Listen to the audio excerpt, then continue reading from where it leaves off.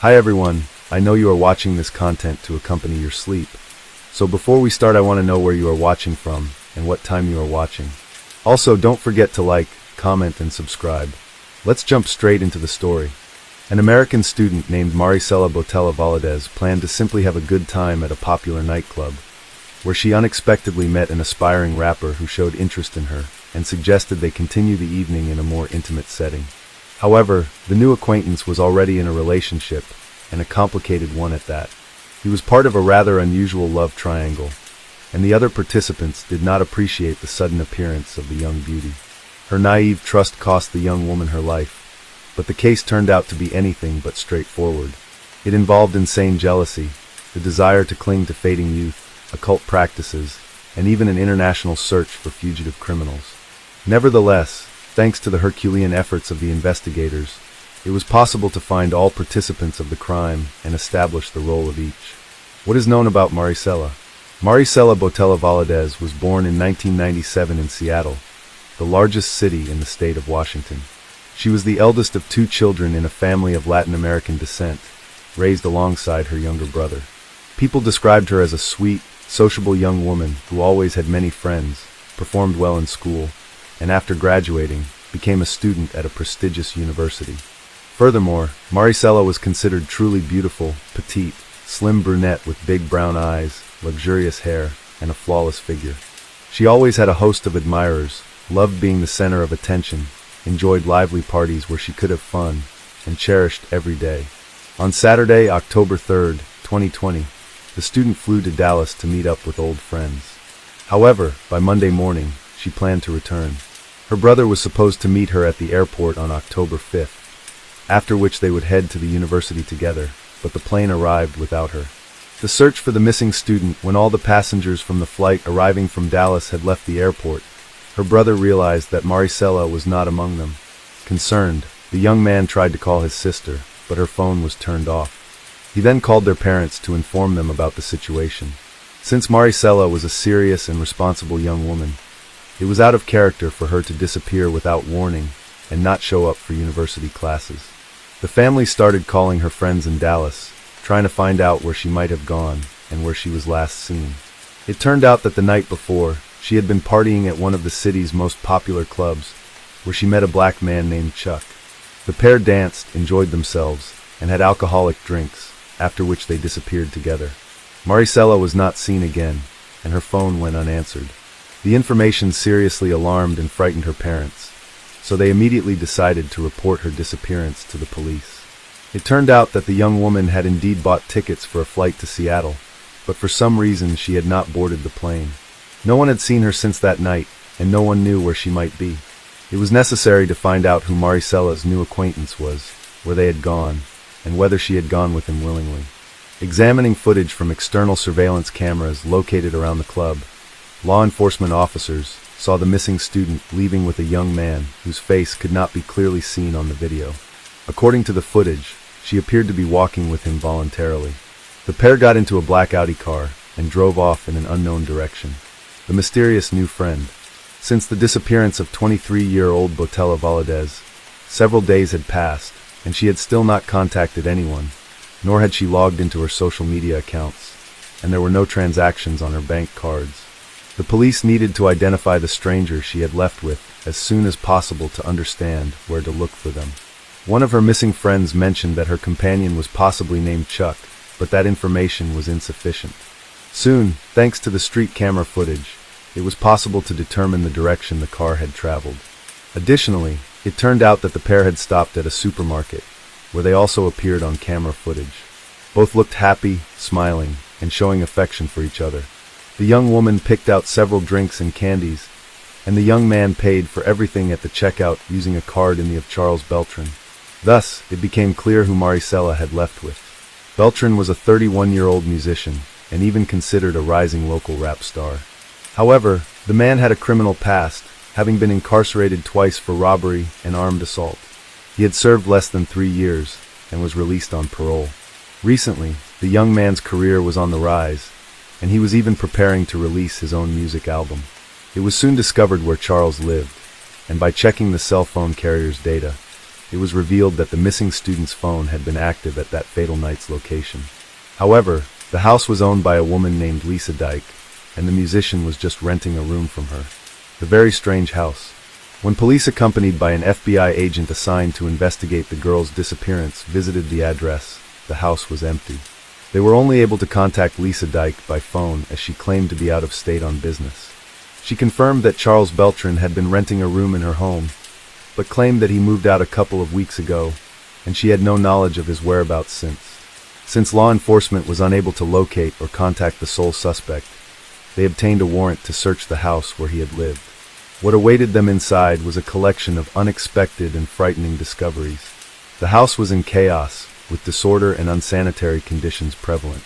It seemed as if the occupants had left in a hurry, taking only the most necessary items and leaving everything else scattered around. The kitchen sink was piled high with dirty dishes, moldy food remnants sat on the table, and trash littered the corners. Notably amidst all this mess, numerous empty bottles of cleaning and detergent products were found scattered around, with traces on the floors and carpets, as if something had been thoroughly scrubbed. In one of the upstairs rooms, a peculiar and even sinister black statue of death, draped in a black cloak and holding a scythe, stood. It could have been mistaken for a quirky piece of decor, but it was set up as a sort of altar with wax candles, dried flowers, and 2 metal bowls. It resembled the Mexican religious cult of Santa Muerte, translated as Holy Death, where a female deity representing death is worshipped. The house and the atmosphere within seemed more than just strange. It felt as if something terrible had happened here, and afterward, the occupants hurriedly cleaned up, packed the essentials, and simply fled. To ascertain this, a more thorough examination was conducted using special tools to detect traces of blood. This revealed numerous white bloodstains on the floor in one of the bedrooms, in the bathroom, and in the hallway. It was later discovered that the bedroom, where the carpet was practically soaked in blood, belonged to Charles, and it appeared that a violent crime had taken place there. But who was the victim? The missing girl, the tenant himself, or someone else? Despite all attempts to clean the traces, the blood had soaked into the covering, seeped under the baseboards, stained the wallpaper and furniture. Experts compared the found traces with Maricella's DNA, and any last doubts were dispelled. The blood belonged to the girl. The house was sealed as a crime scene, but now the task was to find the main suspect, possible accomplices, and witnesses. This task was not easy. As it turned out, Charles had fled, and the owner, even before the police visit, had hastily put the house up for sale. Therefore, the police decided to learn as much as possible about everyone who had recently lived in this house. The love triangle. Neighbors revealed that 3 people lived in the house: 57-year-old Lisa Dyke, 48-year-old Nina Morano, and 31-year-old Charles Beltran. However, the nature of their relationship and their sudden disappearance remained unclear. It was necessary to investigate each individual's background and find and interrogate them as soon as possible. The house owner, who was the only one reachable by phone, had worked many years as a lawyer, known as a commanding, ambitious, and quite contentious woman. She had been married 3 times, and after becoming a widow several years ago, received a substantial inheritance. There was no financial necessity for her to rent a room to some guy, nor was Lisa known for her charity, suggesting she had some other interest in the matter. The young black man named Charles, or simply Chuck, Beltran, dreamed of making it on the music scene to build a rap career, but he lacked both money and connections, and his criminal past hindered him. However, about a year ago, he met Dyke, who moved him into her house, helped set up a small recording studio there, and even sponsored the filming of several music videos for the aspiring rapper. Moreover, she even bought him a car, paid for his entertainment and fashionable clothes, while insisting that their relationship was strictly business, and she saw great potential in this talented young man. The money she spent on him was an investment. The situation with Nina Morano was even more intriguing. She and Lisa had been in an intimate relationship for a long time, and after Dyke became a widow, she stopped hiding her affair with her lover. Moreover, several months ago, the women officially legalized their union by getting married. Nina moved into her spouse's house, where Charles was already living. According to a close friend of hers, Lisa had an intimate relationship with the young musician. Although she vehemently denied this, she secretly told her friend how amazing a lover he was. Apparently, she was in love with him because after their relationship began, Dyke desperately tried to look younger. She lost 55 pounds, changed her image, started wearing bright makeup, and even got several colorful tattoos. Most importantly, she evicted her own children from the home, who in her view were already grown enough and interfered with her personal life. Clearly, Chuck also had a vested interest in living with a wealthy, albeit older lover, as she solved all his financial problems and helped him build a music career. However, he was a noticeable, attractive man in good physical shape, so women did not ignore him. He often engaged in fleeting flings with young women, which drove Lisa insane with jealousy. But what role did Nina Morano play in this whole story, and specifically in the case of Maricella's disappearance?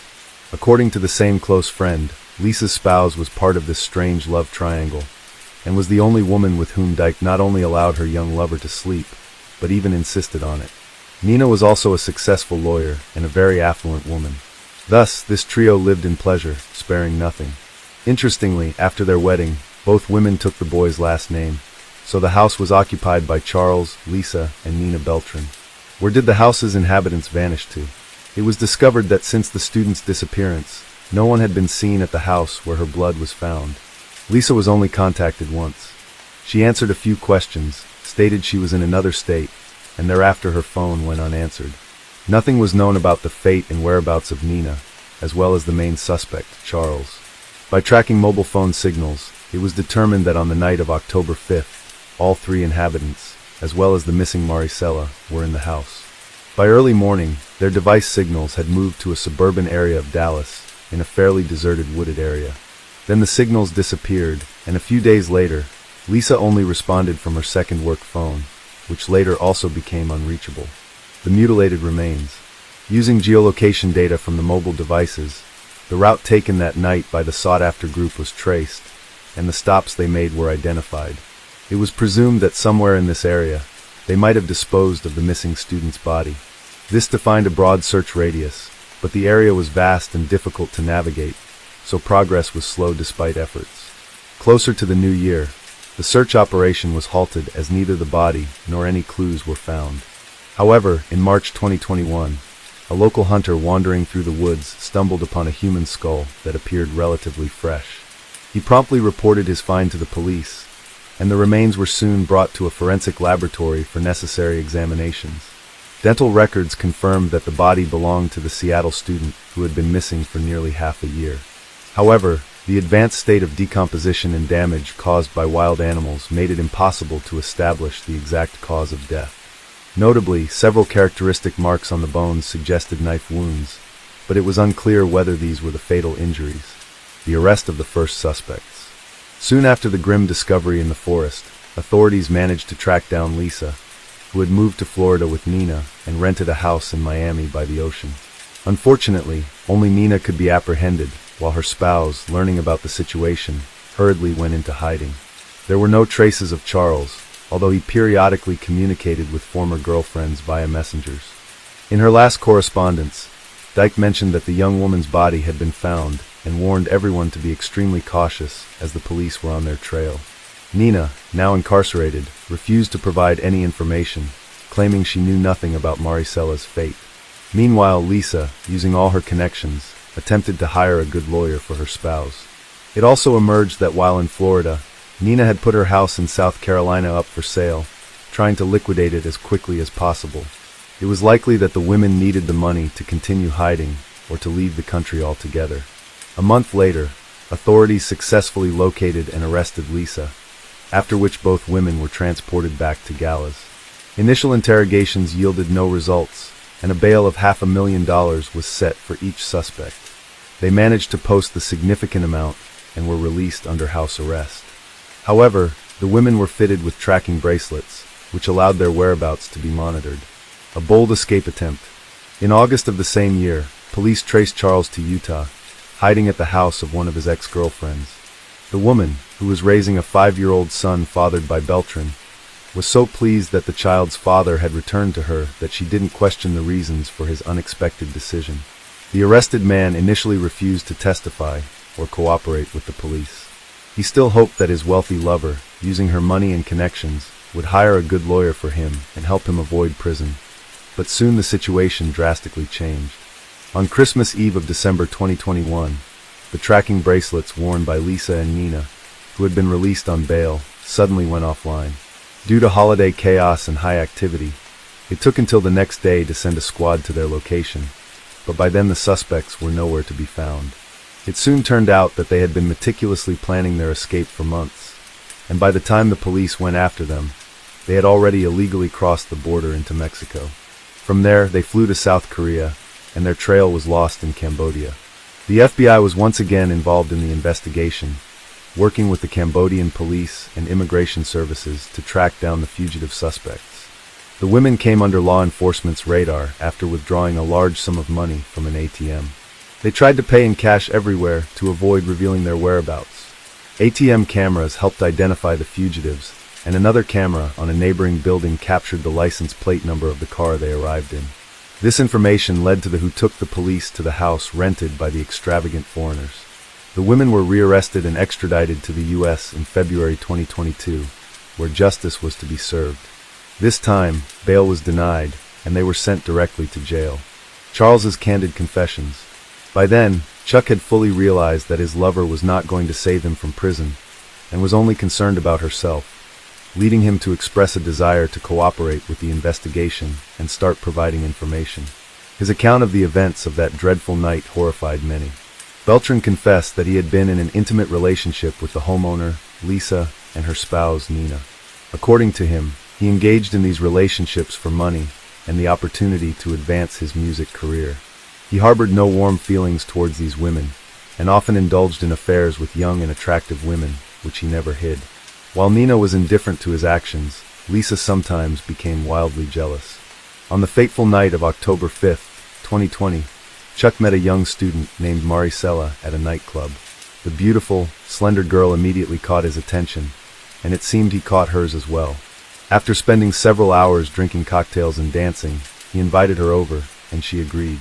When they arrived at his place late at night, Nina and Lisa were already asleep, so Charles easily took the girl to his room.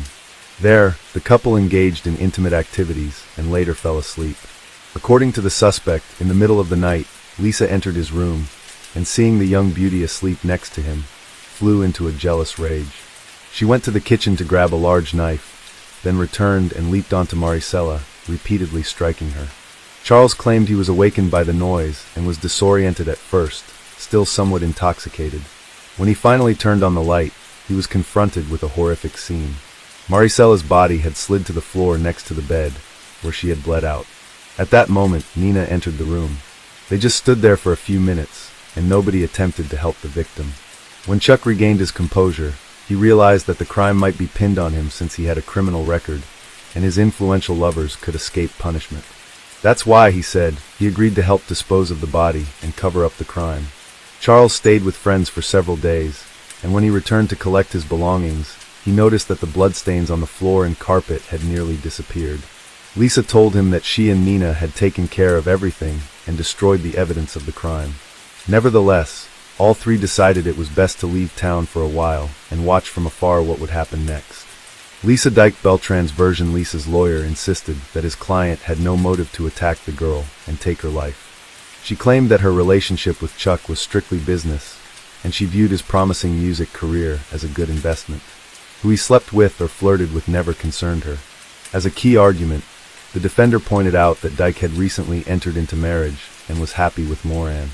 However, no one could explain why, after their wedding, the women suddenly decided to take the surname of the young lodger, who, according to them, meant nothing to them. At the trial, Lisa claimed that Charles was hot-tempered and very cruel, and when drunk, he became a beast whom she feared.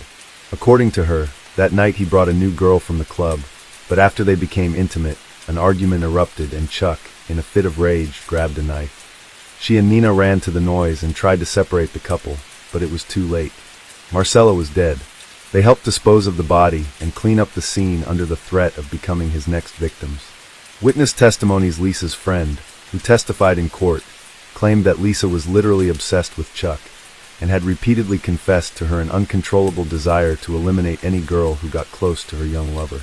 Clearly, she was unable to manage her emotions that night. Additionally, the witness mentioned the odd statue of Santa Muerte at her friend's house. She recalled being surprised by the improvised altar during a visit, but the homeowner jokingly claimed she was into black magic and knew how to cast a spell to ensure a man could only have eyes for her.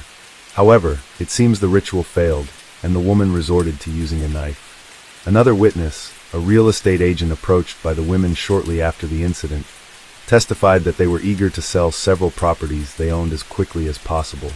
They also wanted to put their Dallas home on the market, but since it was the site of the alleged crime, they couldn't while the investigation was ongoing.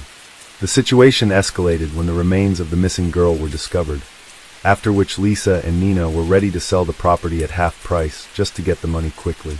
Trial and sentences. The court took into account Charles's full confession and his cooperation with the investigation.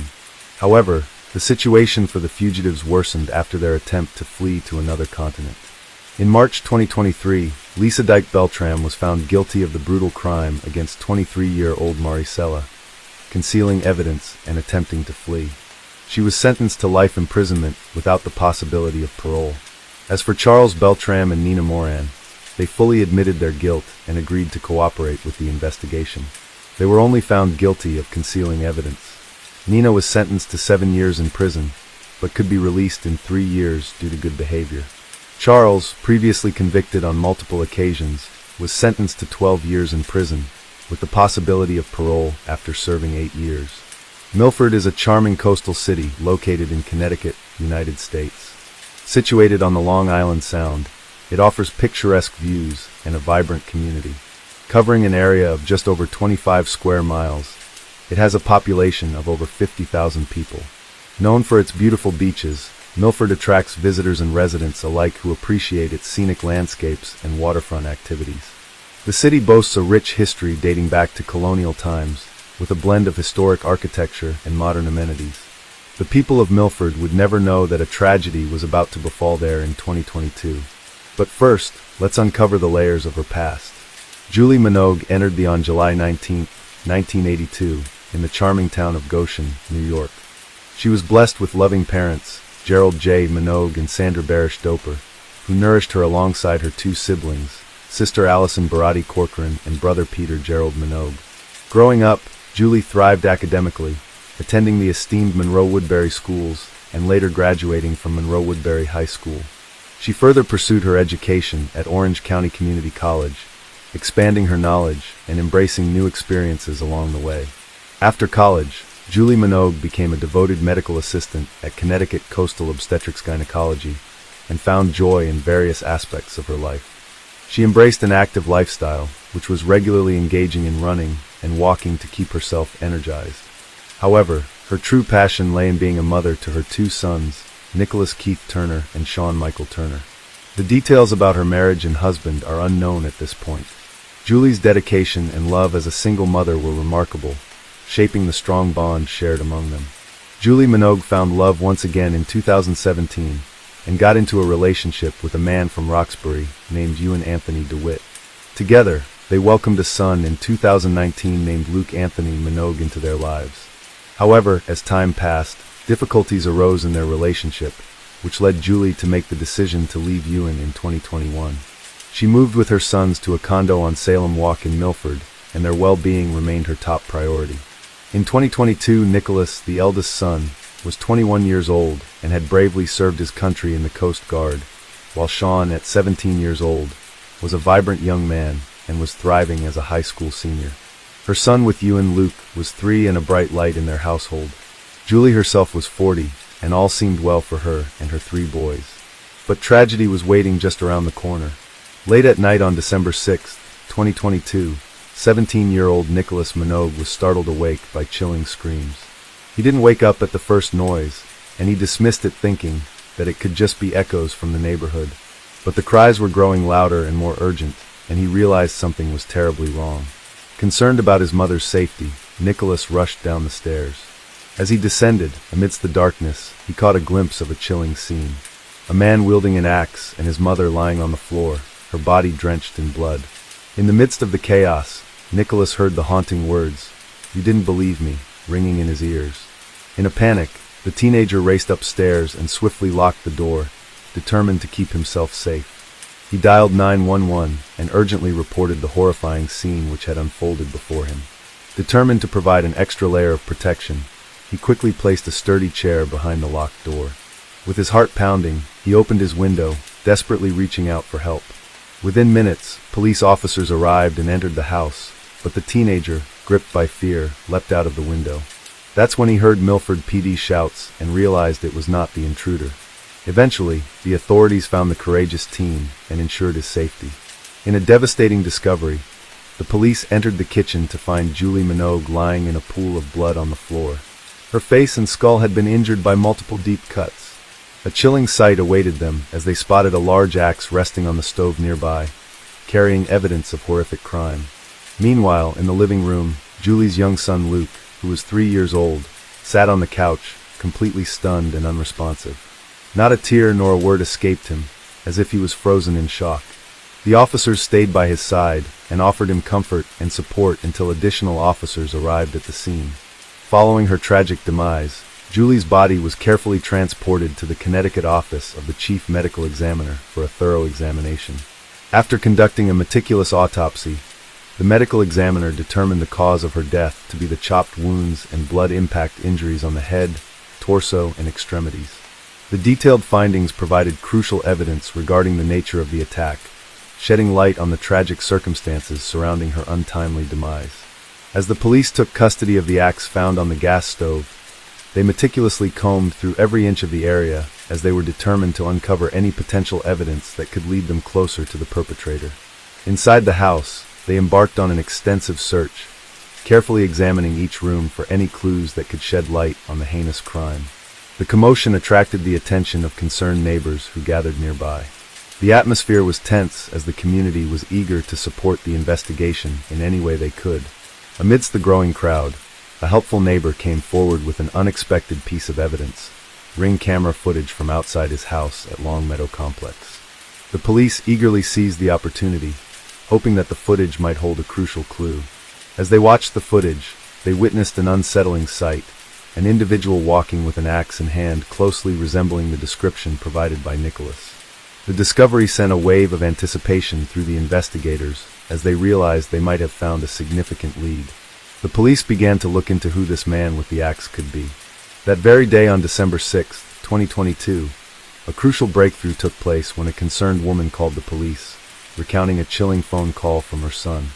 In her trembling voice, she shared the shocking revelation that her son just called her and said that he killed his girlfriend. The urgency in her words spoke in immediate response from law enforcement. Determined to unravel the truth, they swiftly tracked down the woman and engaged her in conversation. It was then revealed that the man responsible for this ominous confession was none other than Ewan DeWitt, the 42-year-old man who was once in a relationship with Julie. With this vital information in hand, the police dialed Ewan's number, hoping to engage him in a crucial conversation. However, their efforts were met with resistance as Ewan abruptly hung up the call. So, it was important for the police to look into Ewan's history, which they believed could provide them vital information needed to proceed further. Born in the town of Roxbury in 1979, Ewan Anthony DeWitt possessed a diverse range of interests and pursuits.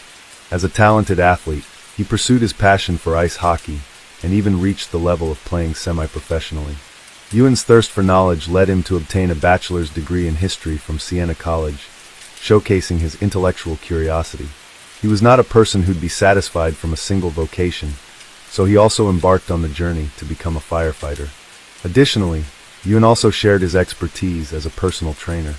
In 2006, Ewan was arrested in Connecticut for driving under the influence and traffic offenses. He pleaded guilty, resulting in a suspended prison sentence and probation. After this, Ewan DeWitt's journey took an inspiring turn when he joined the prestigious ranks of the U.S. Marine Corps in 2009, where he embarked on a path as a skilled weapons specialist and non-commissioned officer. He served his country for 5 years and attained the rank of Lance Corporal in 2011. In a remarkable photo from his time in the Marines, Lance Corporal Ewan DeWitt is seen in action as a machine gunner. The picture shows him courageously operating a powerful M250 caliber machine gun on a vehicle during an important defense of the amphibious task and force naval exercise. The event took place on December 3, 2011 aboard the USS Chima. With his leadership qualities and expertise, he assumed the role of a machine gun section leader in the esteemed 1st Reconnaissance Battalion. Ewan dedicated himself to his duties, serving multiple tours in Afghanistan, the Middle East, and other classified locations with his dedicated brothers. Ewan and his brother's inspiring story was captured in a 2015 article in the Register Citizen, highlighting their collective efforts to restore a piece of history. Ewan's life took a darker turn when he faced legal trouble. In November 2019, the Milford police arrested him for assaulting a victim, which resulted in a protective order being issued by the court. The case remains unresolved, as court records revealed that it was still pending. With his next court date scheduled for April 14, 2023, Ewan maintained his innocence by pleading not guilty. He was released on a $20,000 bond, awaiting the judicial process to unfold. Ewan's troubled past included a disturbing incident in which he was arrested for his actions towards Julie shortly after the birth of her son. Reports stated that he'd thrown a large object at Julie Minogue and had also destroyed her phone to prevent her from calling for help. Fearing for her safety, Julie sought refuge at a neighbor's house in contact of the authorities. The incident highlighted the alarming nature of Ewan's behavior and its impact on those around him, adding another layer of intensity to the unfolding events. In 2021, he faced charges of assaulting emergency personnel and a female in Wake County, North Carolina. Court records indicated that he pled guilty and received a combined jail sentence of 95 days, although the exact duration of his incarceration remained unknown. These encounters with the law showcased a pattern of concerning behavior, raising further questions about Ewan's character and past actions. Behind Ewan DeWitt's troubled history, a darker pattern of violence emerged, specifically targeting Julie Minogue. Several protective orders were filed against Ewan due to previous instances of domestic violence. These orders were issued in November 2019 and January 2021, and were put in place to safeguard not only Julie, but also the children who were present during those incidents. One such incident involved Ewan being intoxicated and engaging in a heated argument with Julie. According to a statement provided by the victim's son, Ewan had thrown a playpen at Julie's head, which resulted in a distressing injury.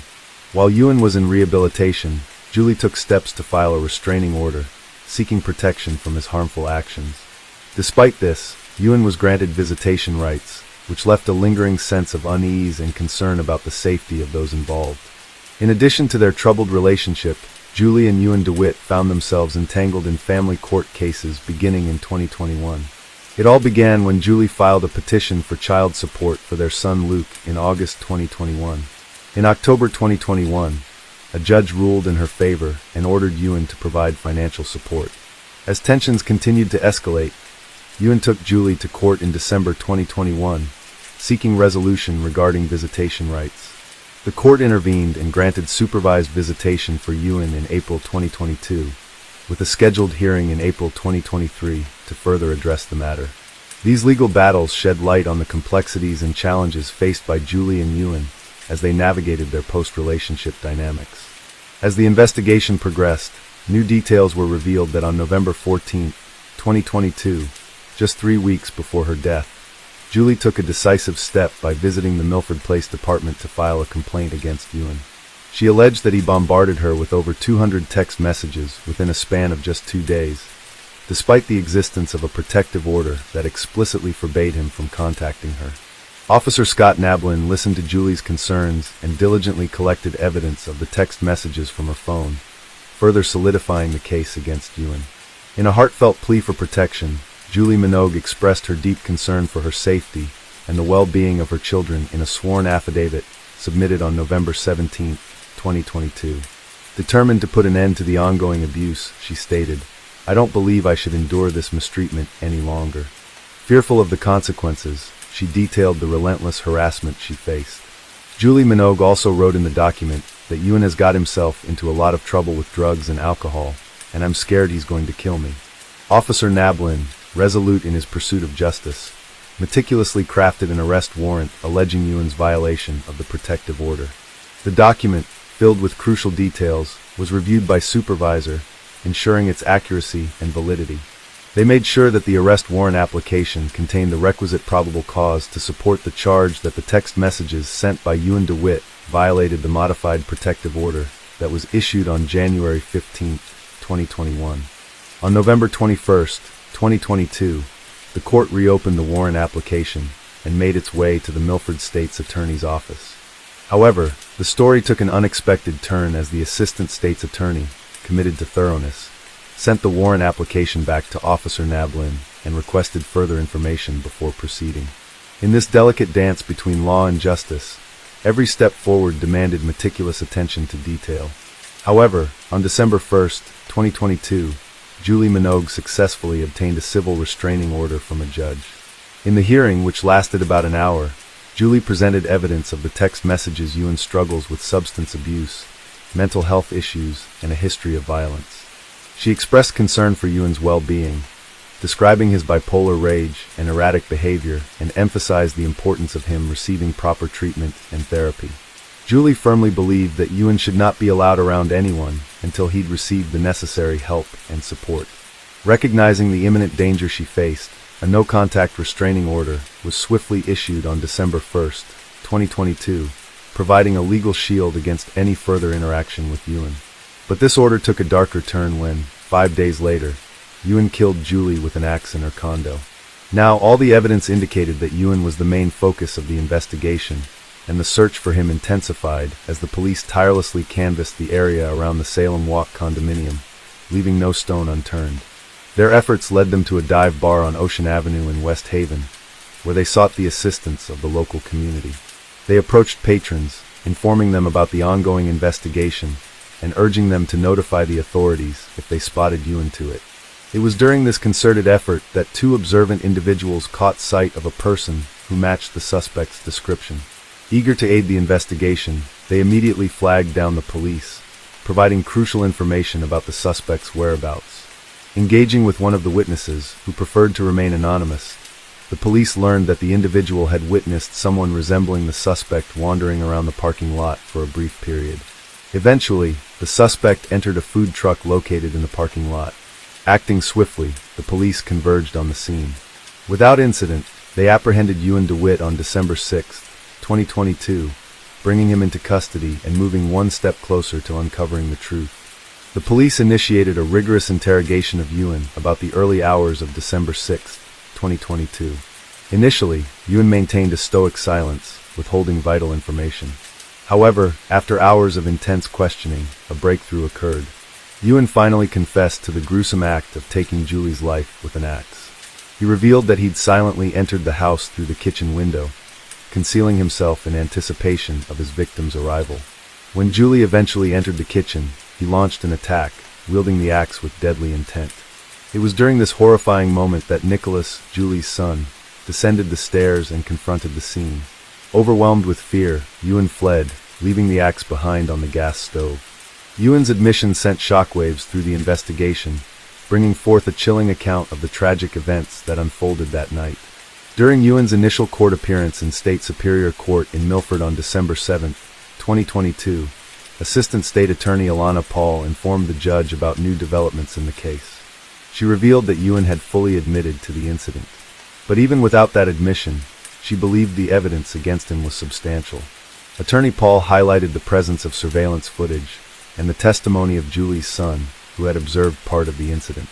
Given the seriousness of the case, Paul argued that a significant bond was necessary. Emphasizing the gravity of the situation, Judge Arden Groggins set his bond at $5 million. The judge expressed concerns about Ewan's history of disregarding court orders and emphasized the importance of public safety. In light of the circumstances, Ewan was placed on suicide watch, with a hearing scheduled for December 14, 2022, to further address the case. Finally, it was the day of the final decision. On December 14, 2022, in addition to the murder charge, Ewan DeWitt faced multiple other charges brought forth by the Milford police. These included criminal violation of a protective order, criminal violation of a restraining order, risk of injury to a minor, and reckless endangerment. By levying these charges, law enforcement sought to address the broader scope of Ewan's alleged actions and their impact. A hearing was scheduled for Ewan DeWitt's pending criminal cases on April 6, 2023. He has yet to plead. Prosecutors stated that Ewan already confessed to the murder of Julie Minogue. However, no further information has been released by the police about the hearing. In the statement, the family expressed their determination to take action and ensure that those who neglected their responsibilities are held accountable. They also expressed their hope that this case would serve as a catalyst for improved protections for individuals facing domestic violence and abuse. With their unwavering commitment, the family aims to bring about positive changes and prevent such tragic incidents from occurring in the future. This case involved a combination of diligent efforts by law enforcement and the heinous acts of a killer who killed his ex-girlfriend in a rage of anger. Tess Ritchie was born on November 30th, 1994. The youngest in a family of 5 girls, Ritchie was raised in North Bay before moving to Toronto at 19. One of her sisters, Verena Ritchie, said Tess loved her life, her dogs, and her family. Tess had served tables in the city, but her dream was to land a job as a flight attendant and see the world. She was taking steps to do just that, having completed the flight attendant course at Seneca College in North Toronto. At the same time, she was trying to get a job in one of the major hotels in Toronto. Unfortunately, Tess couldn't find a job to her liking. Her family financially supported her and never refused money when she asked for help. Some Canadian sources also say that when Tess didn't get a job at an airline or a hotel, she started learning Italian and searching for au pair jobs in Italy through the internet. Tess also had her own YouTube channel. The last video she published there was on February 23, 2014, almost 4 years before the events we'll discuss today. Tess talked about her experiences and the difficulties she had to face. Let's listen to some excerpts from this video. Unfortunately, a few years after recording this video, Tess again faced problems in her personal life. That fall, heartache destroyed her life. On November 23, 2017, Tess went through an emotional breakup with her boyfriend Julian. The next day she turned to her older sister, Rachel, who was 8 years older than her. The two were close. "She was my soulmate," Rachel said. On November 24th, Tess spent most of the day at Rachel's house in Toronto. They talked about the breakup, went shopping, and visited a dog park. That evening, Rachel cooked some food. However, she had to persuade her sister to eat, as she had no appetite due to stress.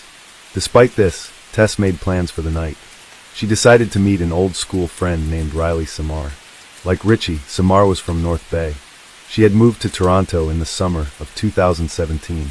The two hadn't seen each other in years, but now that they were both living in the same city, they had started talking again. Samar suggested they go to Cruise and Tango's, a well-known drag bar in the Church and Wellesley area. That evening, Rachel's partner ordered Ritchie an Uber, so she could meet Samar downtown. Rachel Ritchie recalled seeing her sister running down the front path to the Uber. That fleeting glimpse was the last time she would see her alive. Ritchie arrived at Cruise and Tango's around midnight. Samar wasn't there yet. The club was full of people. Tess texted her sister to tell her she reached the place safely. It was commonplace. Ritchie's phone was her second best friend, her sister said.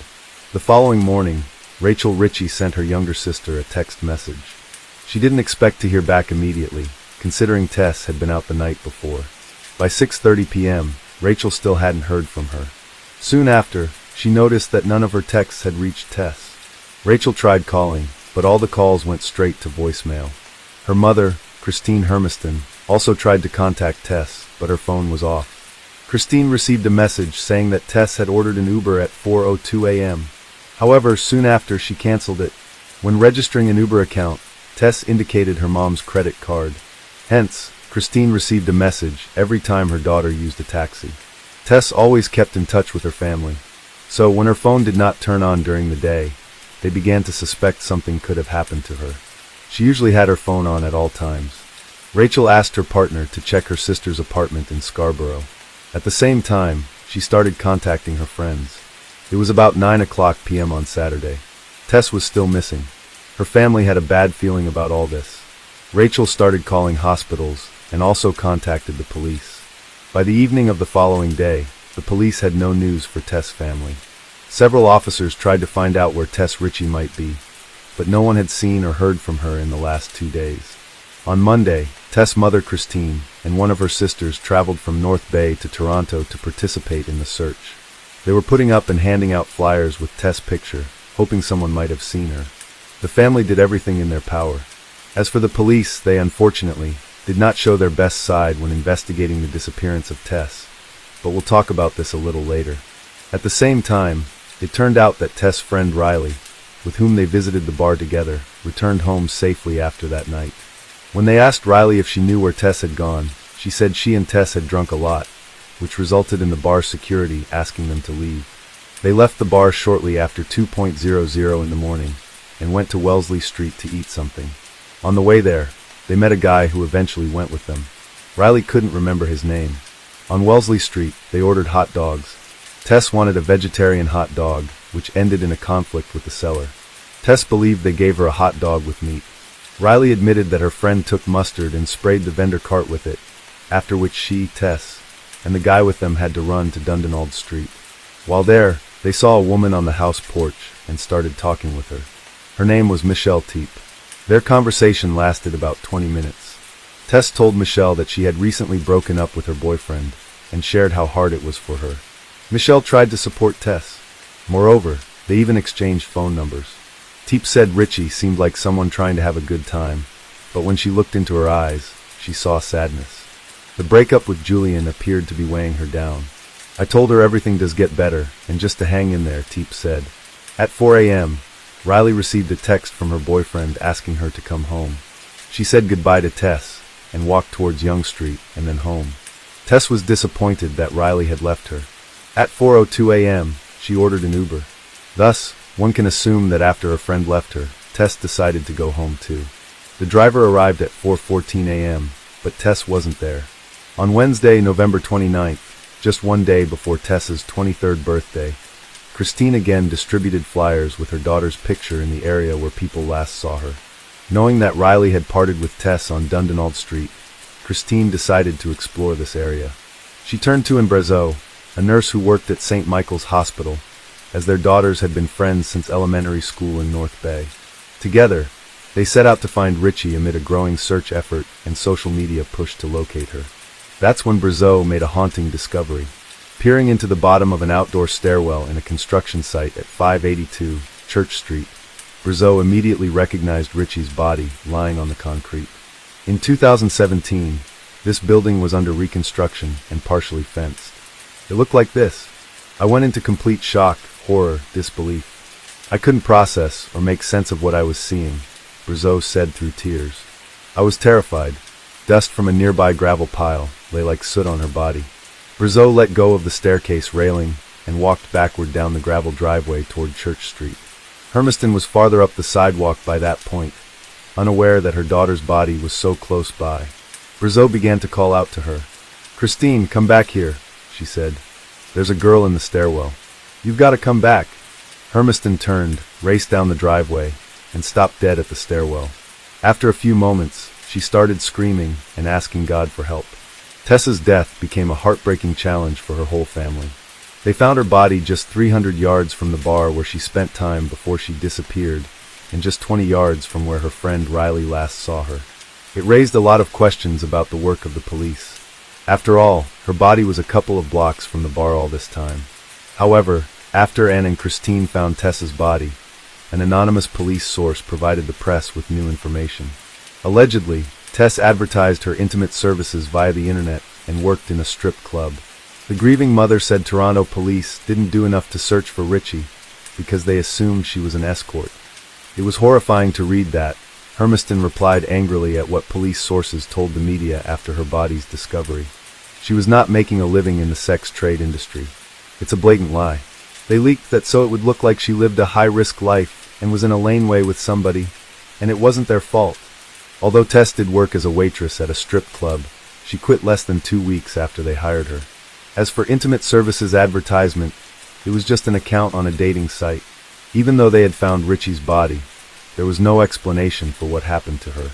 Police did not initially suspect foul play, but the homicide unit eventually took over the case after an autopsy revealed she had died of neck compression. Moreover, they found seminal fluid on the girl's clothes and saliva on her bra. After some tests, they found traces of male DNA. Thus, the police finally started searching for a suspect. Considering Riley's testimony, the detectives were trying to figure out the identity of the guy the girls met that night. After all, he was the person Tess stayed with after Riley went home. The police turned to CCTV footage to learn more about that night. This video shows Tess and Riley leaving the bar and going towards the hot dog vendor's cart. There were also CCTV cameras on the building close to where Brazeau found the body. After analyzing the recordings, the police saw Tess and her new acquaintance walking hand in hand up the gravel driveway. According to the information voiced by the police, the camera captured Tess and this unknown man at 4:14 a.m. The following recording, taken 46 minutes later, shows the guy leaving the place alone. Tess never appeared in the footage again. Therefore, the police believe this man was the main suspect in the Tess Ritchie case. On December 10th, during a press conference, the Toronto police published pictures of this man taken with the help of a video surveillance system. They hoped someone would recognize him. The pictures, taken by an ATM camera, were of poor quality. An ATM was next to the place where Ritchie bought hot dogs. In the evening of the same day, the police discovered the identity of this man. Oddly enough, after seeing the published images, the man called the police station himself. "I'm the guy in the photo," he said. The person who was with Tess that night was 21-year-old Kaylin Schlatter. In the fall of 2017, Schlatter was 21 and living with his parents and younger brother at their North Toronto home. He had completed a year of postgraduate study as a car mechanic and worked with his dad in construction. Schlatter, his parents, and one of his lawyers went to the police station, where he briefly spoke with detectives but refused to testify. His parents brought some food and a bottle of water for their son.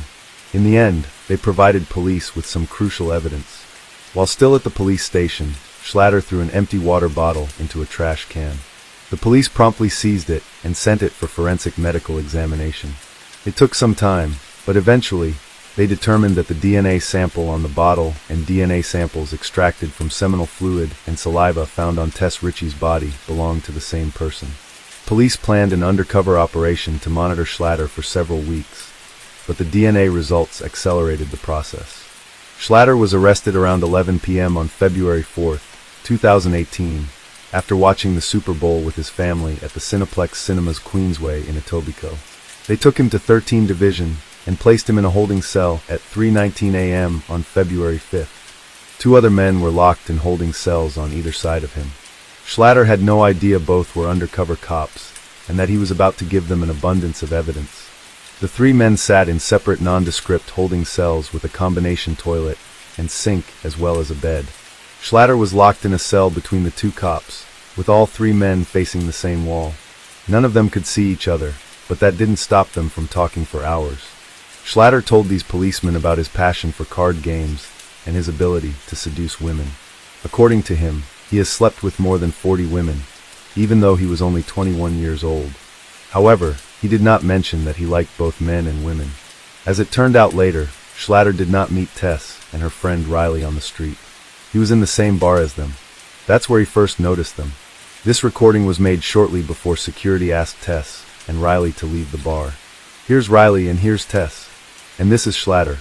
Schlatter also told undercover officers about Tess. At first, he said that she was alive when he left. Shortly after, Schlatter added that something could have happened because alcohol clouded his mind. He thought he was not capable of it. The police charged Kaylin Schlatter with taking the life of Tess Ritchie, but of course, he denied his guilt. In June 2018, two police officers, Alan McCullough and Michael Jones, were charged with 2 counts of misconduct for neglect of duty under Ontario's Police Services Act. According to the notice of hearing, they allegedly failed to thoroughly search the adjoining property or immediate area, interview neighbors, and notify a supervisor. If they had followed protocol, Christine Hermiston stated, they would have found her. She was lying just around the corner. Despite all this, both officers remained working in the police, but received penalties. As for Kaylin Schlatter, during the 7-week trial held in 2020, his defense tried to prove his innocence, arguing that someone else could have approached the stairs where Tess was lying by climbing over the fence on the other side of the building, and thus remain invisible to the cameras. The lawyers even gave the name of another suspect, but the police thoroughly checked and interrogated this person, finding no evidence linking him to Tess' death. DNA evidence pointed to only one person, Kaylin Schlatter. Schlatter was a slight man who appeared soft-spoken in court.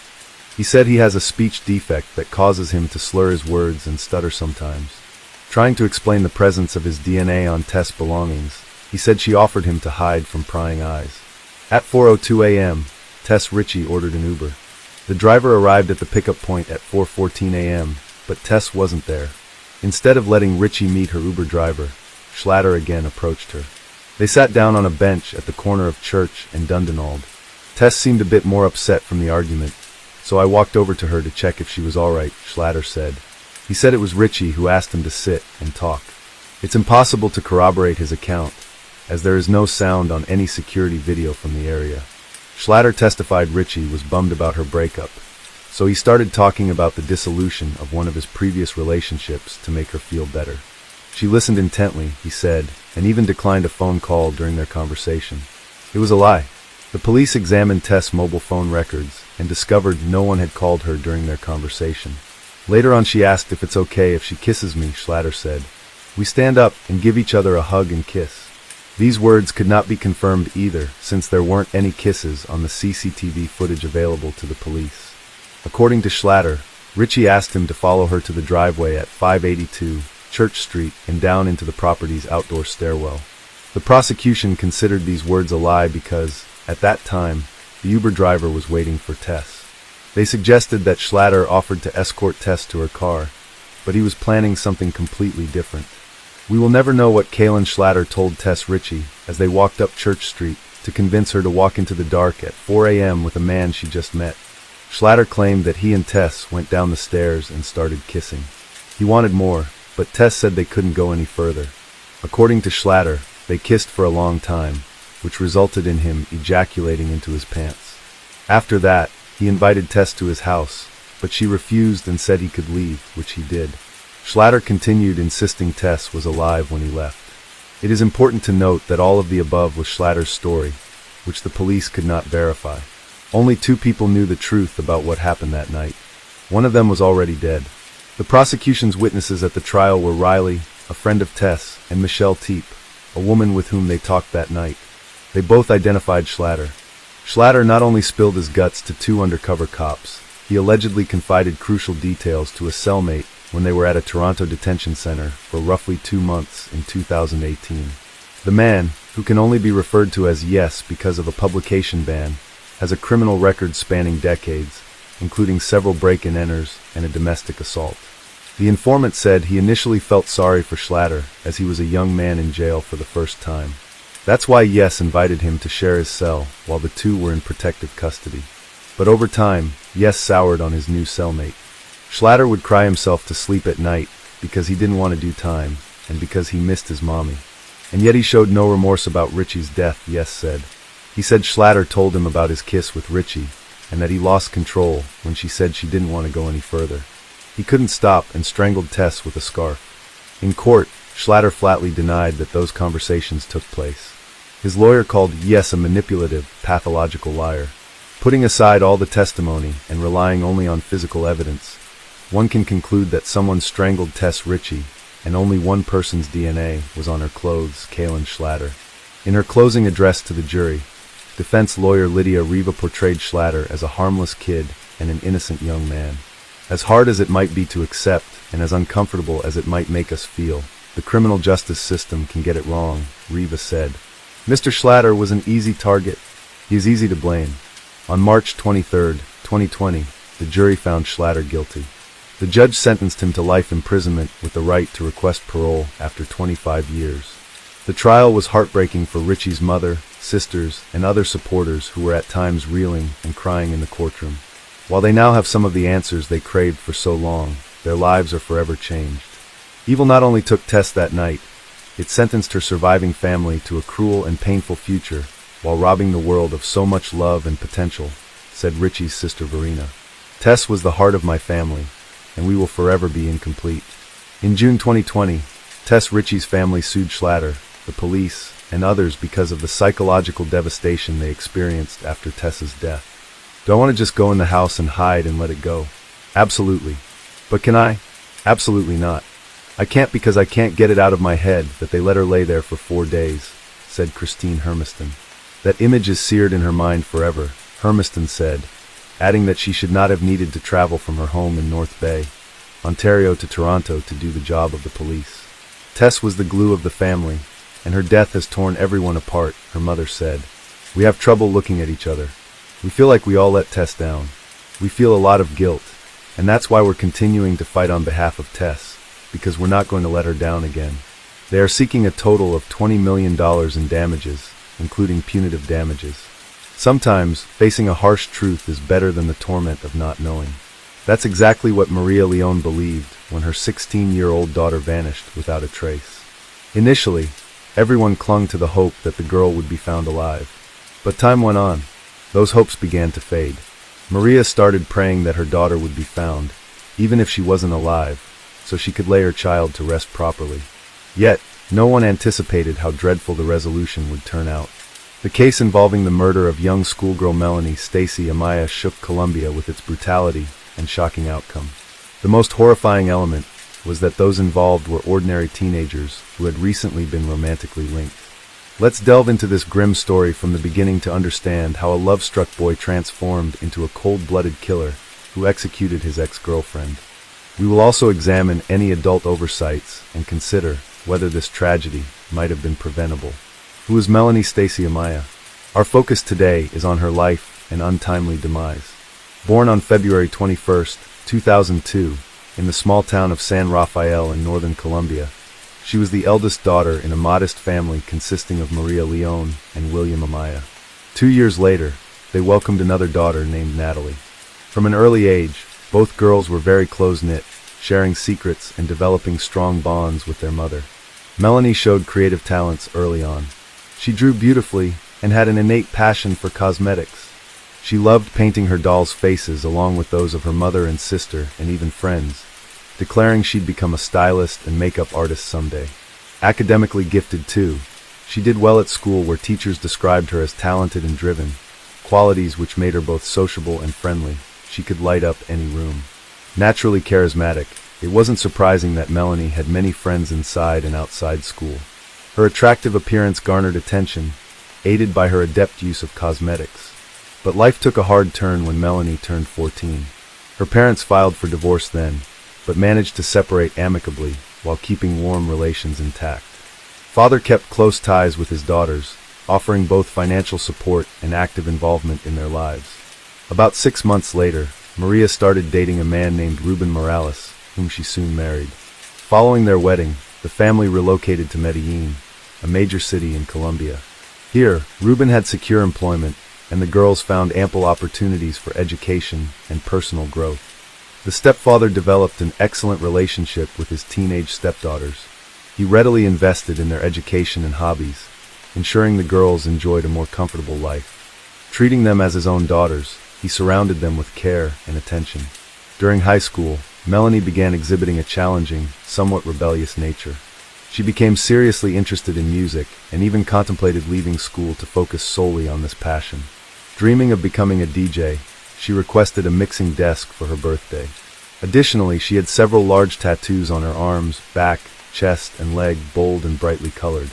Her parents did not impede her quest for self-expression, but were shocked upon discovering that Melanie experimented with illegal substances.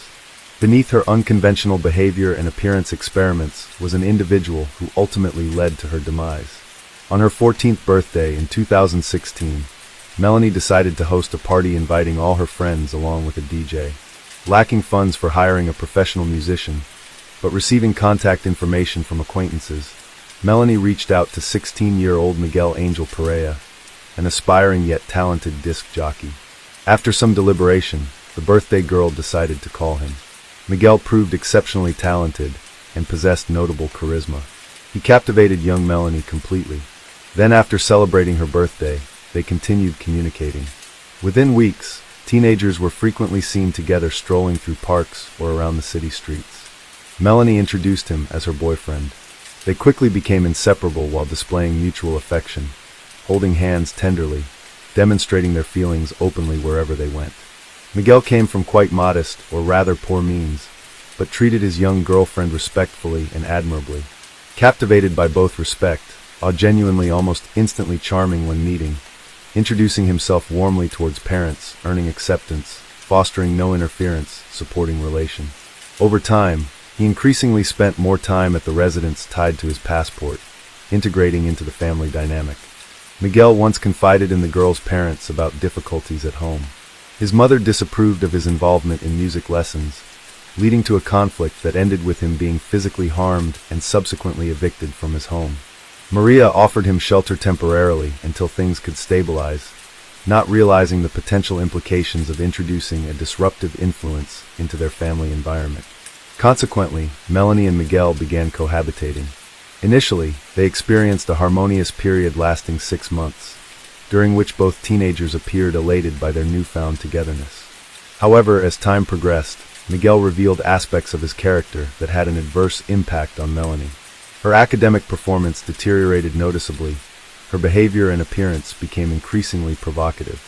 Additionally, she started adorning herself with tattoos and expressed intentions to abandon school.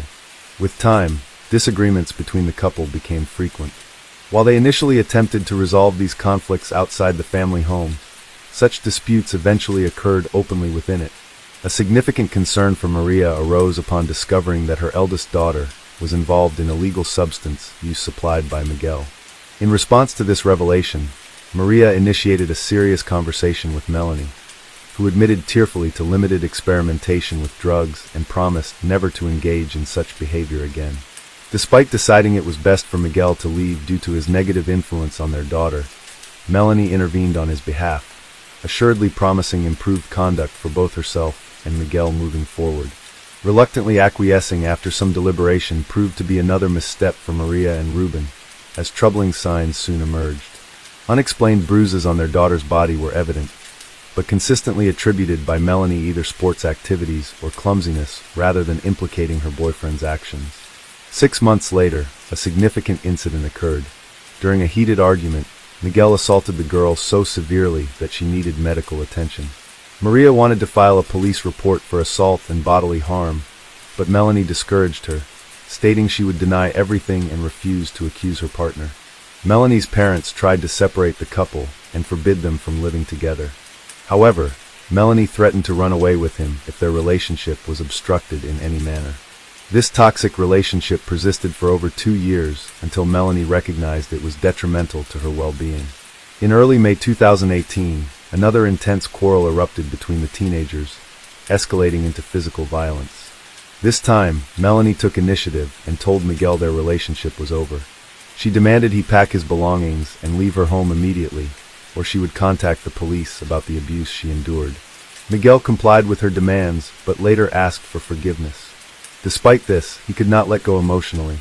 Miguel began stalking Melanie, tracking her movements and monitoring whom she interacted with, and he regularly called and messaged her.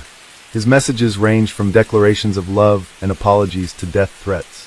Concerned about this obsessive behavior, Ruben sought a restraining order against Miguel for the safety of his stepdaughter. Nevertheless, law enforcement dismissed his concerns, seeing no threat in what they perceived as teenage drama.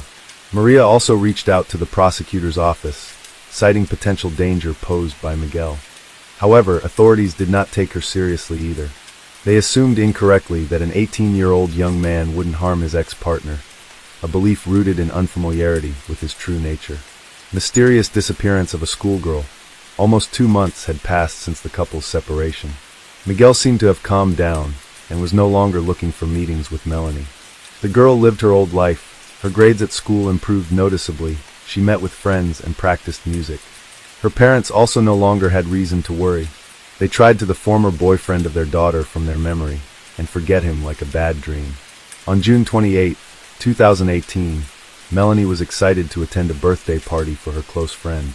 The event was scheduled to take place at one of the city's most popular nightclubs. To ensure she looked stunning, Melanie meticulously prepared herself by selecting an outfit, applying makeup, and styling her hair. Once she felt ready, she said goodbye to her mother and assured her she'd be back not too late before leaving in a waiting cab. Maria trusted her daughter's friends well enough not to worry excessively. However, the next morning brought concern when Maria realized that Melanie had not returned home. She attempted to contact Melanie, but discovered that her phone was turned off, a distressing sign.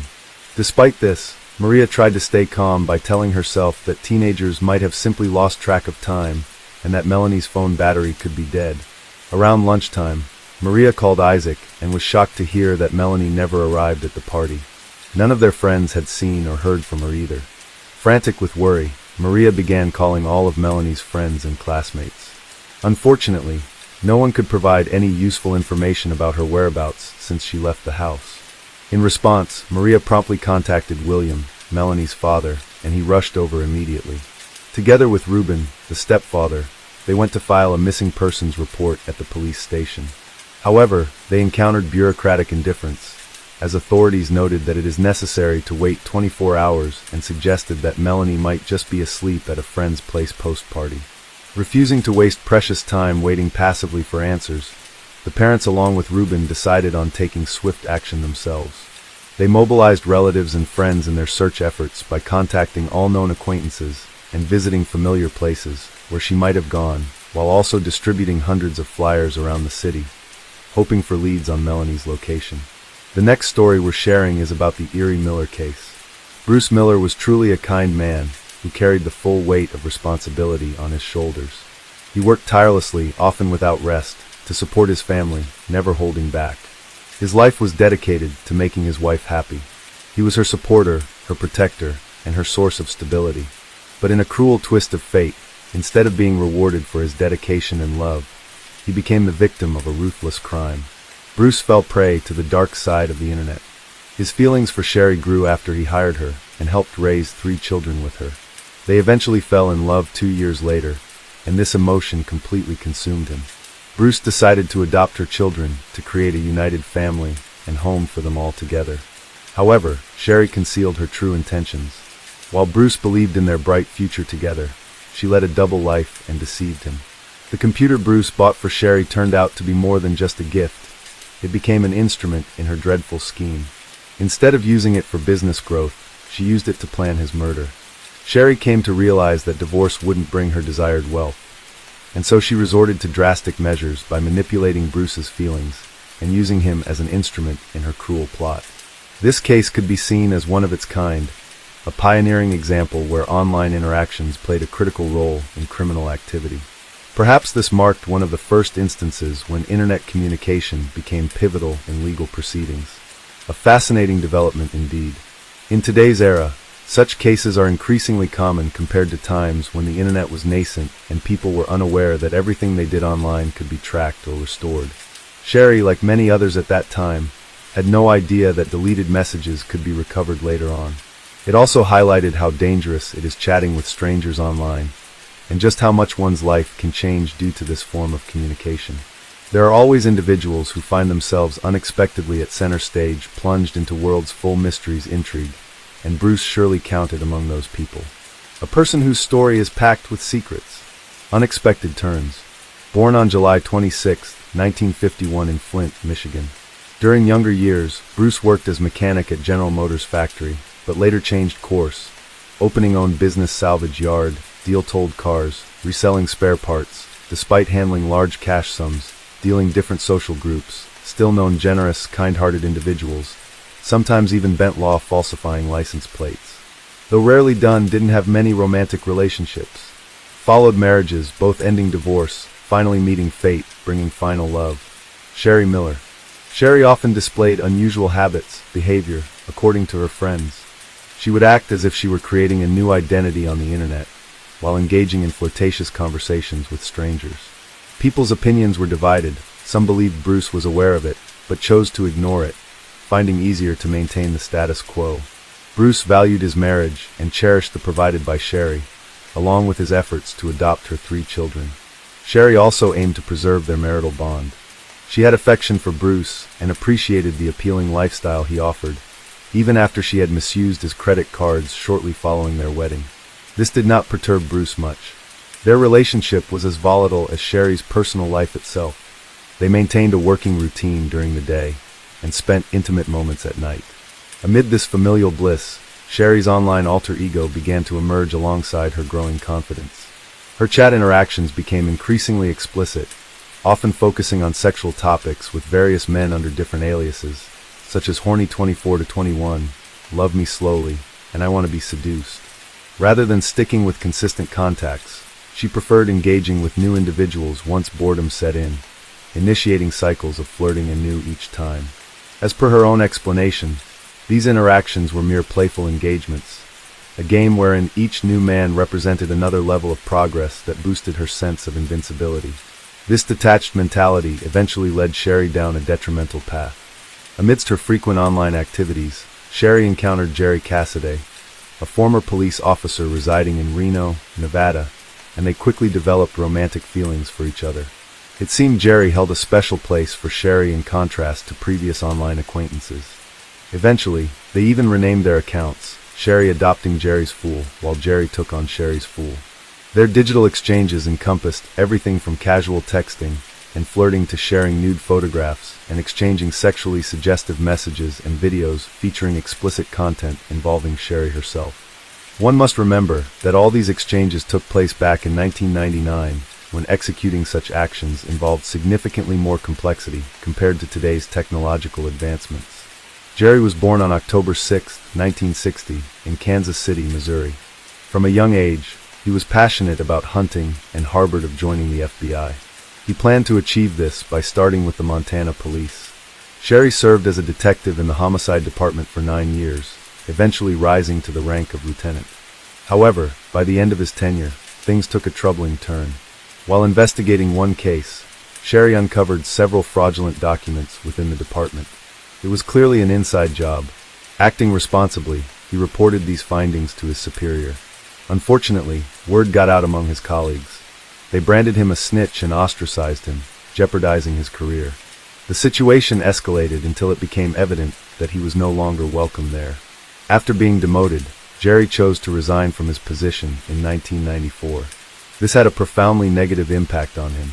Consequently, he began struggling with alcohol and substance addiction, while also battling depression. Not long after these events unfolded, Sherry's wife divorced him. This divorce further affected him, as it resulted in losing visitation rights with their son. Despite these setbacks, Sherry managed to reclaim some stability by taking up employment as a security officer at Harrah's Kansas City Hotel and Casino. In 1999, he relocated to Reno and found work at another casino there. During this period, Jerry met Sherry through an online platform and soon transitioned their relationship into real-life interactions. Rather than viewing the relationship as a passionate affair, Sherry started to exploit Jerry. Her influence over him became evident to those who knew him well. It is observed that Jerry seemed to exhibit symptoms akin to bipolar disorder. He was highly enthusiastic when Sherry was around and deeply despondent in her absence. It wasn't long before Sherry began her deceitful manipulations. In September, she falsely declared that she was pregnant with Jerry's child. Shortly after, she claimed that she had miscarried due to Bruce allegedly beating her, though this was entirely untrue. Bruce in reality was a diligent family man, and not the dangerous individual Sherry depicted him as. Jerry, unaware of the truth, became exceedingly angry. Losing his supposed unborn child and believing Sherry was subjected to violence were unbearable for him, a lot for anyone. Concurrently, Sherry dissuaded Jerry from confronting Bruce by claiming Bruce had significant influential connections and substantial wealth that would ensure they faced retribution if they acted against him. Just 1 month later, Sherry fabricated another story about being pregnant with twins. One crucial detail is that in 1995, Sherry underwent a tubal ligation procedure, which rendered her unable to conceive, but she never disclosed this information to Jerry. This shocking disclosure underscores the extent of deception involved in their relationship. On November 5, 1999, Jerry received a disturbing email that was purportedly from Bruce.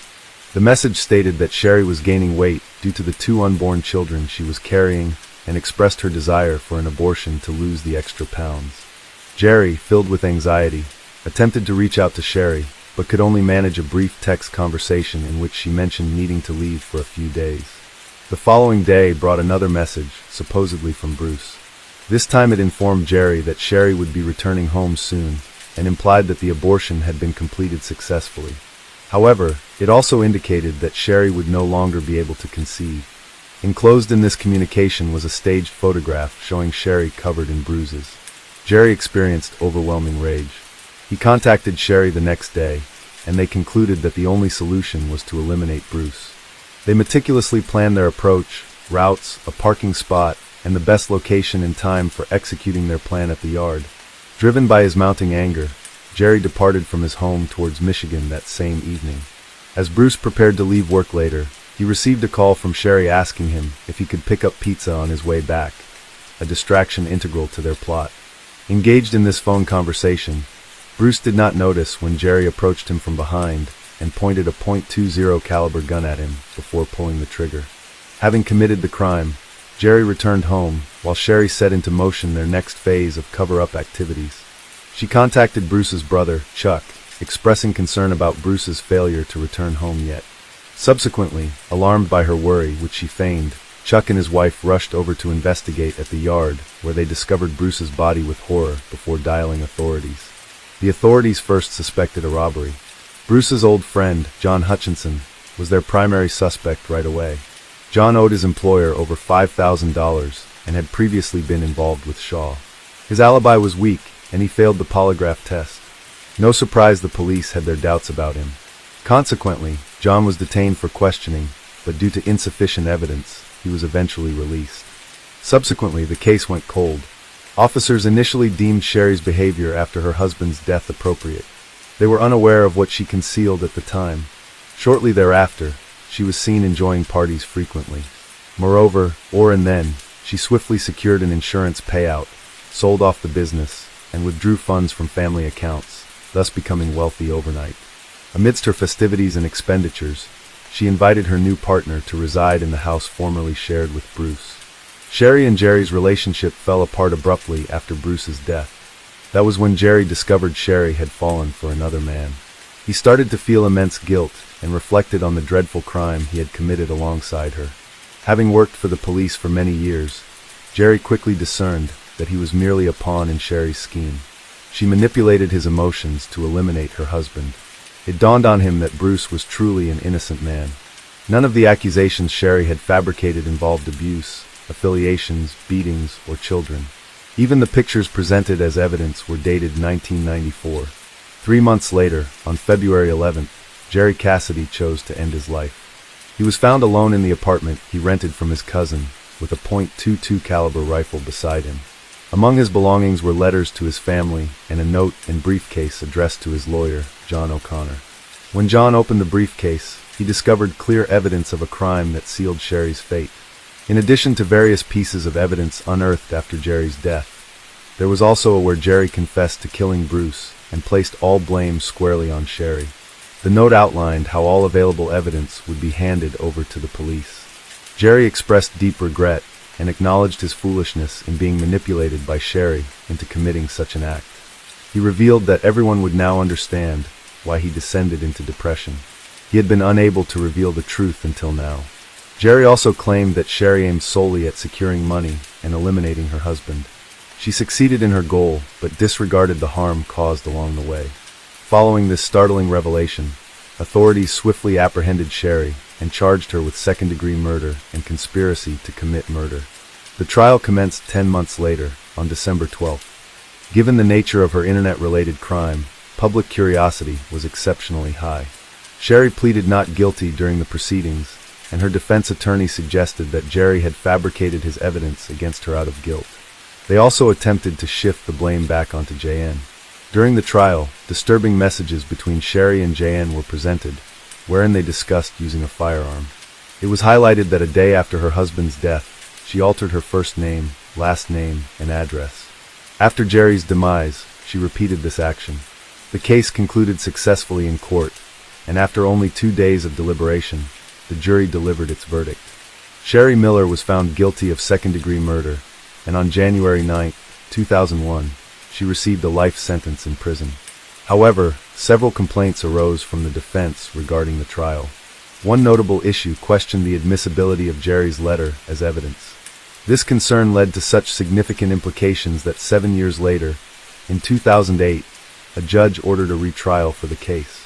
Consequently, as per federal court decisions, Sherry was released from prison in July 2009 until further trials could be conducted. For over 3 years, she walked free without restrictions, even accessing internet and dating sites.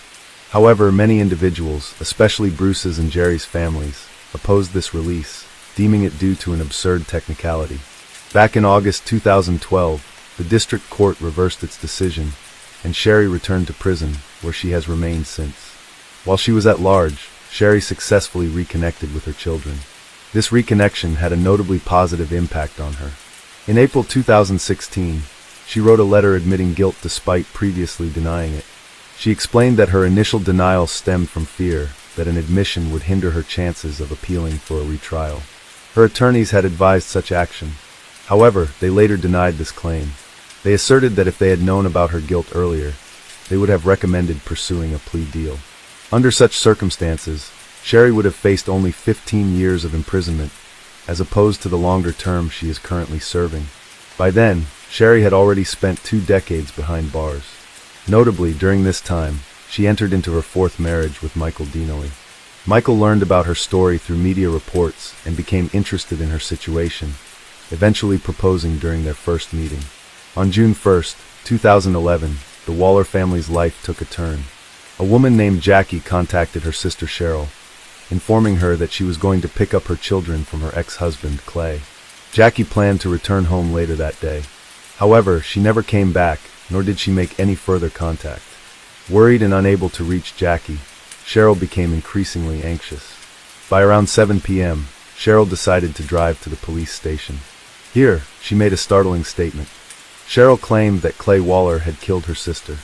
The police officers found this accusation shocking, since Jackie had only called a few hours earlier, and there hadn't been any immediate cause for concern or reason to believe she was in danger at that time. Despite the unusual nature of Cheryl's assertion, it eventually became apparent that her instincts were correct. Jackie was indeed entangled in a troubling situation. So, what exactly happened to Jackie? And why was Cheryl so convinced her sister had been murdered by her ex-husband even before Jackie was declared missing? Jackie was known for being sweet, kind, and caring. When she met Clay, there was an instant connection between them. Clay had a speech impediment that had subjected him to ridicule by others. This made him feel awkward and uncomfortable in social situations. However, unlike others, Jackie didn't ridicule him. Instead, she defended him and ensured he wasn't hurt by people's unkind remarks. Jackie's nature was all about protecting the vulnerable, fighting injustice, and helping everyone around her. It wasn't long before their bond grew stronger and they got married. At the time of their marriage, both were about 30 years old and aspired to have a large family. They bought a small house in Sanguine View, Missouri, where Jackie began creating a family nest. She had a successful career. Unfortunately, the same couldn't be said about Clay. His life consisted of numerous failures, and he struggled with holding down any job for long periods. As a result, Jackie became the primary breadwinner of the family. She always dreamed of having children, but faced challenges in conceiving naturally. Determined to become a doctor, though, she underwent fertility treatments, commonly referred to as ECO. So when Jackie discovered she was pregnant, with triplets no less, her joy knew no bounds. The family included 2 girls, a boy and Addison, plus 1 boy, Maddox. It was incredibly challenging for the woman to care for 3 children at once. Nonetheless, she did not complain. She continued to shoulder all responsibilities by herself, without relying on her husband. He seemed uninterested in the children. At that time, Clay took a job with the sheriff's office to support the family while his wife cared for the children. However, he didn't stay long. He was fired after a year. Only Jackie's parents and sister provided assistance with the children, allowing her some respite. When Clay lost his job, Jackie took on work to support the entire family. Even after their children were born, Clay did not change his behavior and showed little interest in either his family or work. Occasionally, he engaged in part-time work that didn't bring in the expected income. Clay seemed comfortable living off his wife's hard work. She worked 40 hours a week and managed the household simultaneously. Jackie's career progressed rapidly. She soon secured a management position at an insurance company branch.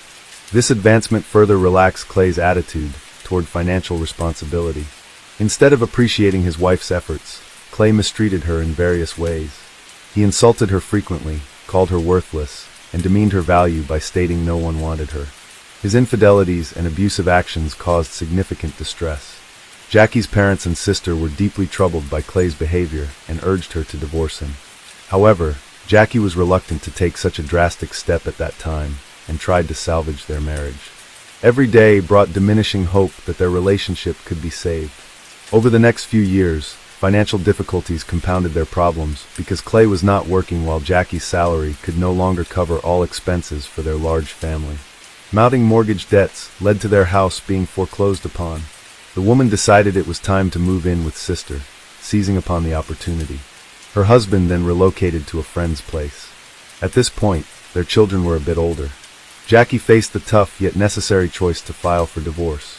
She believed she and her kids deserved a better life. When Jackie brought this up with her husband, Clay seemed calm initially. However, he soon changed his stance and refused the divorce. His threats started subtly, but gradually escalated into direct threats against her life. He warned that divorcing him would be like signing a death warrant for herself and their children. These threats terrified Jackie, yet she remained resolute.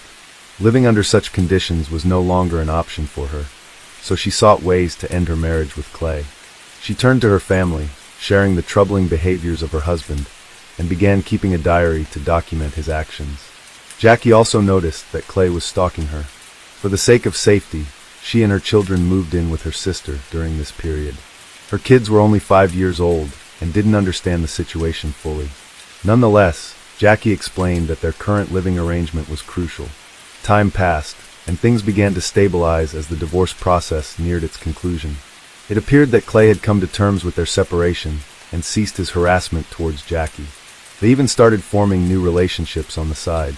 Jackie allowed Clay visitation rights with their children, and disputes between them reduced significantly. On June 1, 2011, Clay and Jackie agreed to meet at the attorney's office to finalize the last aspects of their divorce. On that day, their son Maddox was visiting his father, while Jackie's other children stayed with Cheryl, Jackie's sister. After the meeting at the attorney's office, Jackie planned to pick up Maddox from Clay's house before heading back to Cheryl's place. Leaving the office, Jackie telephoned her sister Cheryl to report that everything had gone smoothly, and mentioned she was on her way to collect Maddox from Clay's residence before returning home. That conversation would be their last. Jackie gradually lost touch. As time passed, her sister became increasingly anxious and started calling Jackie, but there was no answer. She then tried calling Clay, but he didn't respond either. Cheryl began to suspect that Clay had done something to Jackie. She sent him a text message. "If I don't hear from Jackie in 5 minutes, I'm going to the police." Almost immediately, Clay called back asking what was wrong. Cheryl responded firmly, stating that she believed he knew exactly what was happening. Clay asserted he didn't know where Jackie was, and mentioned he would instruct her to call Cheryl when he saw her. However, Cheryl wasn't convinced. She took her sister's children to their parents that had house and filed a police report personally. Despite initial skepticism about Clay's involvement in Jackie's disappearance, the detectives took her concerns seriously. They didn't make her wait for 24 hours before investigating further. Instead, they pried to contact Jackie's ex-husband for any leads on her whereabouts. When questioned, 41-year-old Clay informed them that he had lunch with Jackie. They subsequently went to the attorney's office to discuss some aspects of their divorce, and then drove together to his house for further discussions. He claimed that after chatting for a while, he left for the store. Upon his return, Jackie's car was gone. He assumed she had departed. Clay added that his son Maddox was in Illinois with his new girlfriend at the time, and insisted Jackie was aware of it. According to him, Jackie wasn't there for her son, but merely to talk about other matters with Clay. However, Cheryl found his statements implausible and inconsistent with what she knew. Jackie made it known that her visit to Clay's house was solely for seeing her son. She had no intention of discussing anything else with him, especially given that she wouldn't have allowed her son to be far away with another woman. Noting these discrepancies, Cheryl managed to convince the investigators that Clay's account lacked credibility, and suggested he might be concealing crucial information about Jackie's disappearance. In light of this new perspective provided by Cheryl, investigators were now treating the case more urgently, as both the missing person and her car remained unaccounted for. A comprehensive search was launched for Jackie a few hours after her disappearance. Investigators her Honda Pilot on an interstate highway with a flat tire, but there were no signs of an accident. The tire appeared punctured intentionally, making the scene look staged. The car was open and empty, with a few bloodstains on the back seat, but no other clues indicating her whereabouts. These disturbing details hinted at a possible attack and kidnapping. The search effort for Jackie was concentrated in the vicinity where her car was found. Numerous volunteers, including police officers, rescue squads with dogs, and family members participated in the search. They came from various parts of the region, responding to requests from Jackie's relatives. Despite the unbearable heat, many were willing to help locate her. Jackie's family announced a reward of $3,500 for information about her whereabouts. Despite their efforts, including extensive searches and public appeals for assistance, the search yielded no results for several days. Police began to scrutinize Clay, Jackie's ex-husband, more closely. When they visited his house to speak with him again, he recounted the same story as before, but refused access to his home and car. He promptly hired a lawyer who asserted his rights. For days after Jackie's disappearance, Clay left her a voicemail with a distressed tone. Detectives later obtained a search warrant and returned to Clay's residence for a thorough inspection. During this inspection, they discovered blood-like stains in his vehicle. Forensic analysis revealed it was fish blood. Clay had deliberately coated the car with fish blood and recorded it on video as a test for forensic experts. In addition to examining the vehicle, investigators noted conspicuous details in Clay's house. A section of carpet had been removed from the floor, leaving an obvious mark. Tiny drops of blood were also found on the walls of the hallway, leading to the basement. These findings raised further questions about Clay's involvement and intentions regarding Jackie's disappearance. Traces of furniture rearrangement were evident, signaling that something unusual was happening in the house. Forensics examined under the floorboards and discovered a bloody carpet. Blood samples from the house and the carpet were sent to the laboratory for further examination. Detectives tracked the missing woman's last known movements to 1:10 a.m. She was observed at a drugstore with her ex-husband. The pair appeared composed and normal. Approximately 2 hours later, she was seen at an ATM withdrawing money. After that, Jackie did not reappear on CCTV, although Clay was seen a few hours later with his son and new girlfriend at a toy store. Subsequently, they visited a car wash in their pickup truck, which had a suspicious trash can inside. By then, Clay had changed clothes and meticulously washed both the car and the boat. This increased suspicion around him, establishing him as the prime suspect. Investigators released photos of Clay's pickup truck and boat, requesting eyewitnesses who may have seen them. A young couple reported seeing Clay near Devil's Island on the Mississippi River in response to this request. Detectives confirmed this information through an analysis of Clay's cell phone billing records, prompting them to focus search efforts in that area. Despite numerous searches over the large terrain, nothing surfaced directly linking to the missing woman. The forensic results soon arrived, indicating that the drops of blood found in Clay's house indeed belonged to Jackie. The police then operated under the assumption that Jackie was deceased. Detectives called Clay in for questioning and attempted to procure a confession from him regarding Jackie's murder. However, Clay denied all accusations, stating that the bloodstains were remnants of an old domestic incident in his kitchen. Without physical remains or definitive proof of death, investigators lacked grounds to arrest or charge him. Despite releasing him from custody, authorities kept Clay under close surveillance and continued their investigation. Being an ex-deputy sheriff himself, Clay knew they were monitoring him closely and engaged in deceptive maneuvers to elude detection, effectively playing cat and mouse with law enforcement officials. He'd go to deserted vacant lots to mislead the investigation, while the entire neighborhood stood by and participated in the search for the missing mother of three. Clay continued to bully and taunt them. He would drive past the search party or Jackie's family, insult them, give them the middle finger, and shout that they were wasting their time and wouldn't find anything. His defiant behavior raised more suspicions and questions. Meanwhile, the missing woman's sister Cheryl fought in court for custody of the triplets. She feared the children would go to a father who was a danger. His erratic behavior backfired on him, and Cheryl got custody. This enraged him, and he began threatening his ex-wife's sister with violence, including writing about it on social media. The woman recorded these threats and contacted police. Detectives seized the opportunity and arrested Clay nearly 5 months after Jackie's disappearance. He was charged with threats to life, which he accepted, but claimed he wrote out of anger and despair at losing custody of his beloved children. Clay insisted he didn't plan anything bad against Cheryl. He viewed himself as a victim in this situation. While investigating this incident with his sister, police found out he had other charges pending against him, stealing $50,000 from a previous employer, as well as stalking a man. Detectives pressed his former co-worker, hoping Clay would confess to killing his ex-wife and lead them to her body, but it was futile. Clayton continued to deny all charges regarding Jackie's disappearance. Instead of confessing to the crime, he started claiming confidently that he knew who was behind his ex-wife's death, a man named Harry, but detectives had already checked this lead thoroughly. Harry had an ironclad alibi that eliminated him from suspicion. All evidence pointed only to Clay, yet he kept denying it. He ended up going to prison for 5 years for threatening Cheryl. While the police locked him up in jail, they continued to investigate Jackie's disappearance. The search for the missing woman continued on Devil's Island, but never yielded any results. Eventually, about 2 years after Jackie's disappearance, the cops gathered a lot of circumstantial evidence, video camera footage, blood in his house, and more. They decided to charge Clay with his ex-wife's murder, even without her body. It was a risky and desperate move because if they lost, the prosecutor's office would not be able to charge him a second time. However, the prosecutor was determined. After consulting with his accomplices, Clay concluded that it would be best for them to make a deal with the prosecution to reduce the sentence. To do so, the defendant offered to plead guilty to the murder and provide the location of the body. Jackie's family agreed to this deal because it was important to give her a decent burial. Clay led police officers to his ex-wife's body. It was in a secluded spot on a remote sandbar on the Illinois side of the Mississippi River.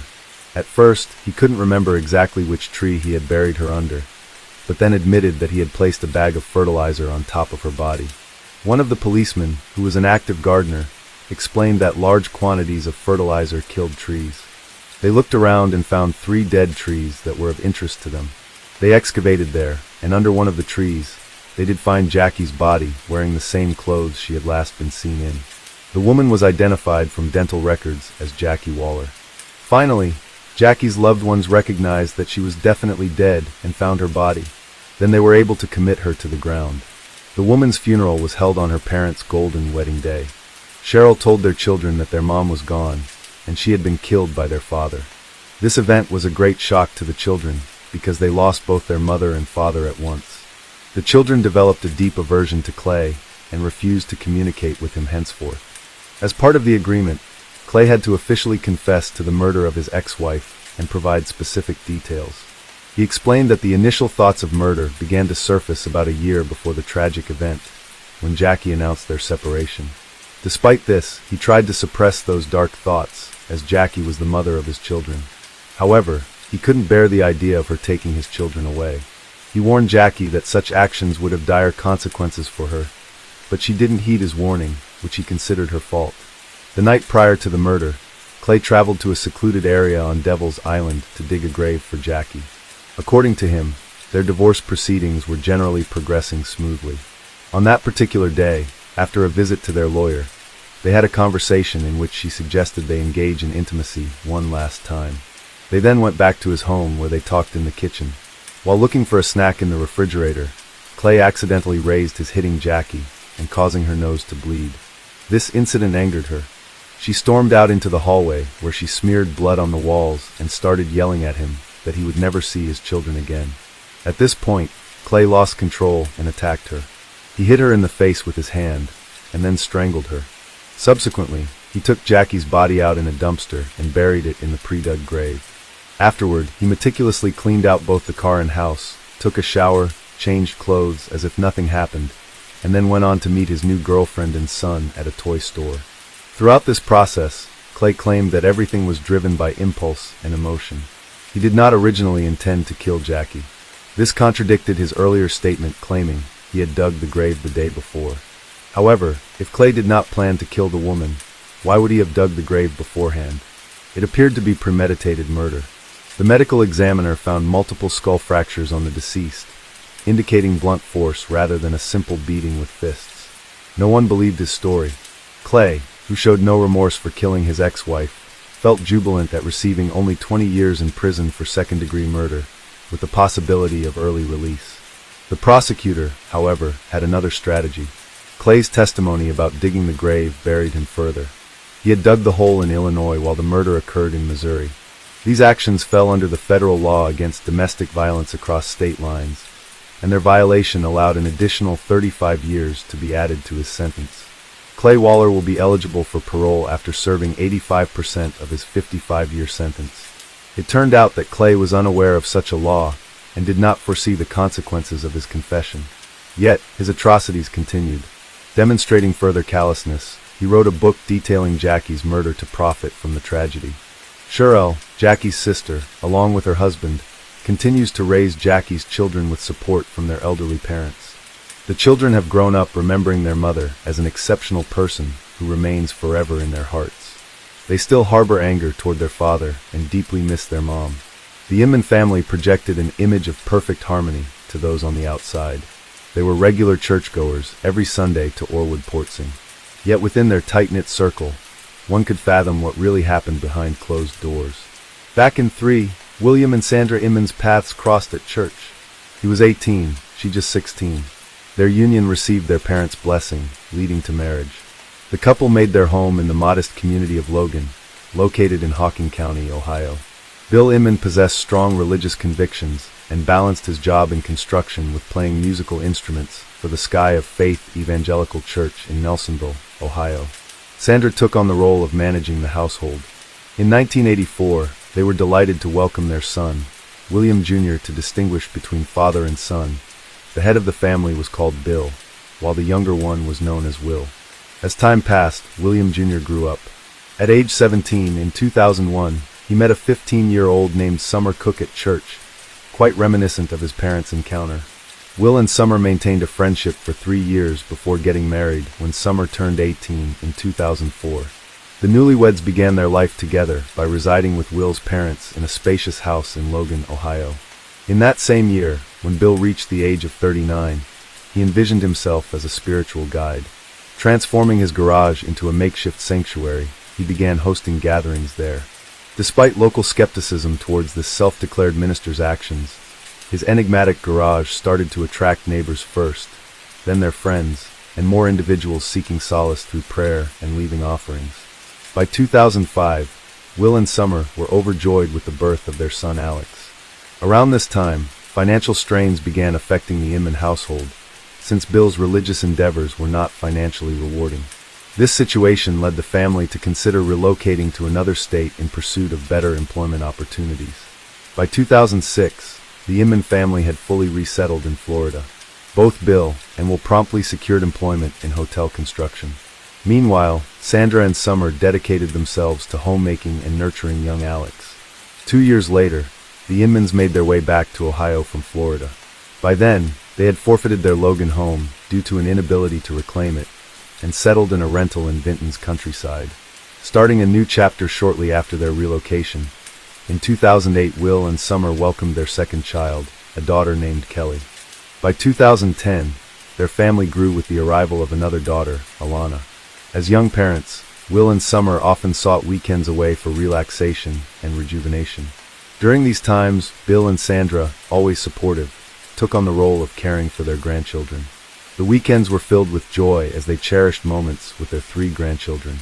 In the spring of 2010, Bill Inman secured a pastor's license and proclaimed himself the head of the Skinnier Faith Church. Alongside his wife, he established a charitable entity named Ranch of Mercy to assist the jobless and homeless. His vision was grand. He wanted a large dwelling for orphans and widows. However, financial resources were quite lacking. To address this issue, Bill conceived a lottery scheme. Each participant would purchase a ticket with proceeds earmarked for building the shelter.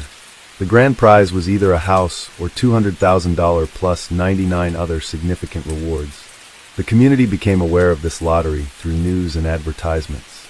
Bill initially promoted it door to door, assuring participants of lavish rewards, while emphasizing that surplus funds were destined for providing a haven for the destitute. Priced at $10 per ticket, Bill managed to sell 100,000 tickets, amassing $1 million for the project. The drawing was set for September 2010. In June 2010, personal upheaval struck the Inman family when Summer expressed her desire to divorce after 6 years of marriage. This declaration came not long after she had penned a significant entry in her personal diary. "I am utterly exhausted from constantly trying to please everyone around me. Do not deserve happiness.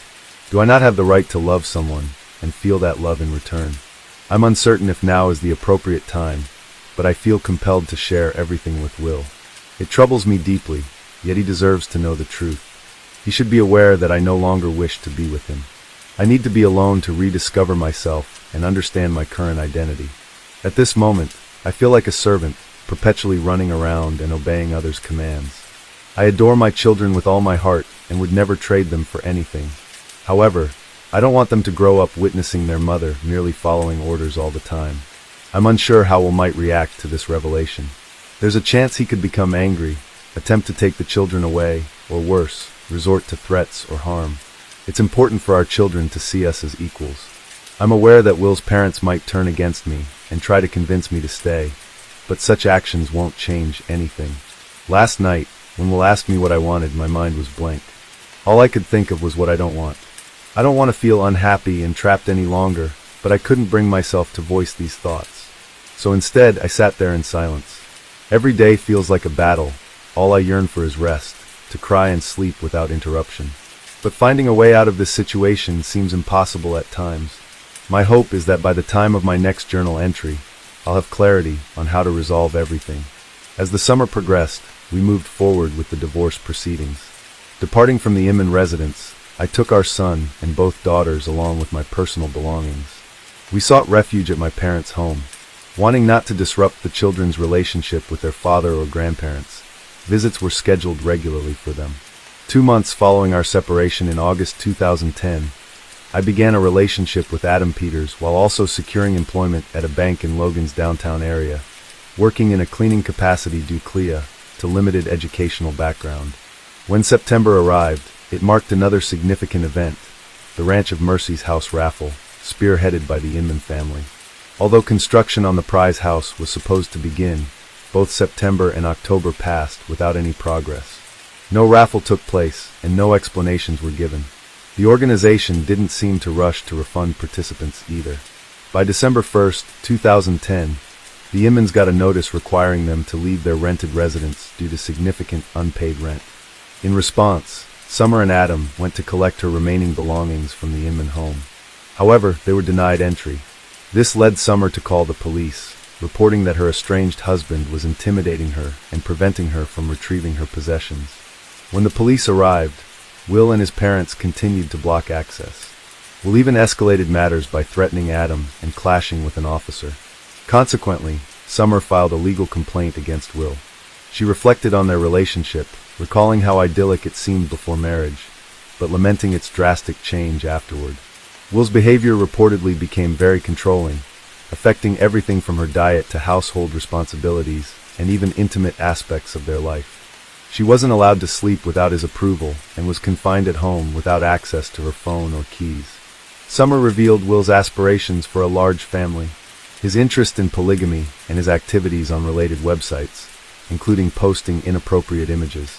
She also disclosed threats he made if she pursued divorce and mentioned how her cats mysteriously disappeared. Will attributed their disappearance nonchalantly to them escaping through an open window. Following Summer's allegations, Will provided his version of events. He justified taking Summer's phone and keys by suggesting he suspected her of infidelity. Regarding the cats, he said that due to their wild behavior and damage caused to furniture and family members, he relocated them to a shelter. As a result of these conflicts and accusations, Will was subjected to a restraining order, preventing him from approaching Summer, and faced penalties and probation amidst further investigations. A fierce battle for custody emerged between the families. The Inmans filed police report against Adam Peters, labeling him a potential threat to the safety of Alex, Kelly, and Alana. Tragically, Summer's life took a dark turn. On the night March 22nd, 2011, Summer Mann, just 25 years old, was finishing her shift at the bank. She wrapped up her cleaning duties after the office had closed. Around 11 p.m., she stepped outside to dispose of the trash. Summer had texted her to meet her after work, but he didn't find her by 11:30 p.m. Worried, Adam arrived at the bank and began his search. He discovered her personal items scattered near a dumpster in an alley, her phone, keys, and a music player still playing with headphones nearby in the grass. Her jacket lay there too. Alarmed, Adam immediately contacted Summer's parents to inform them of her disappearance, and stressed the need to alert the police swiftly.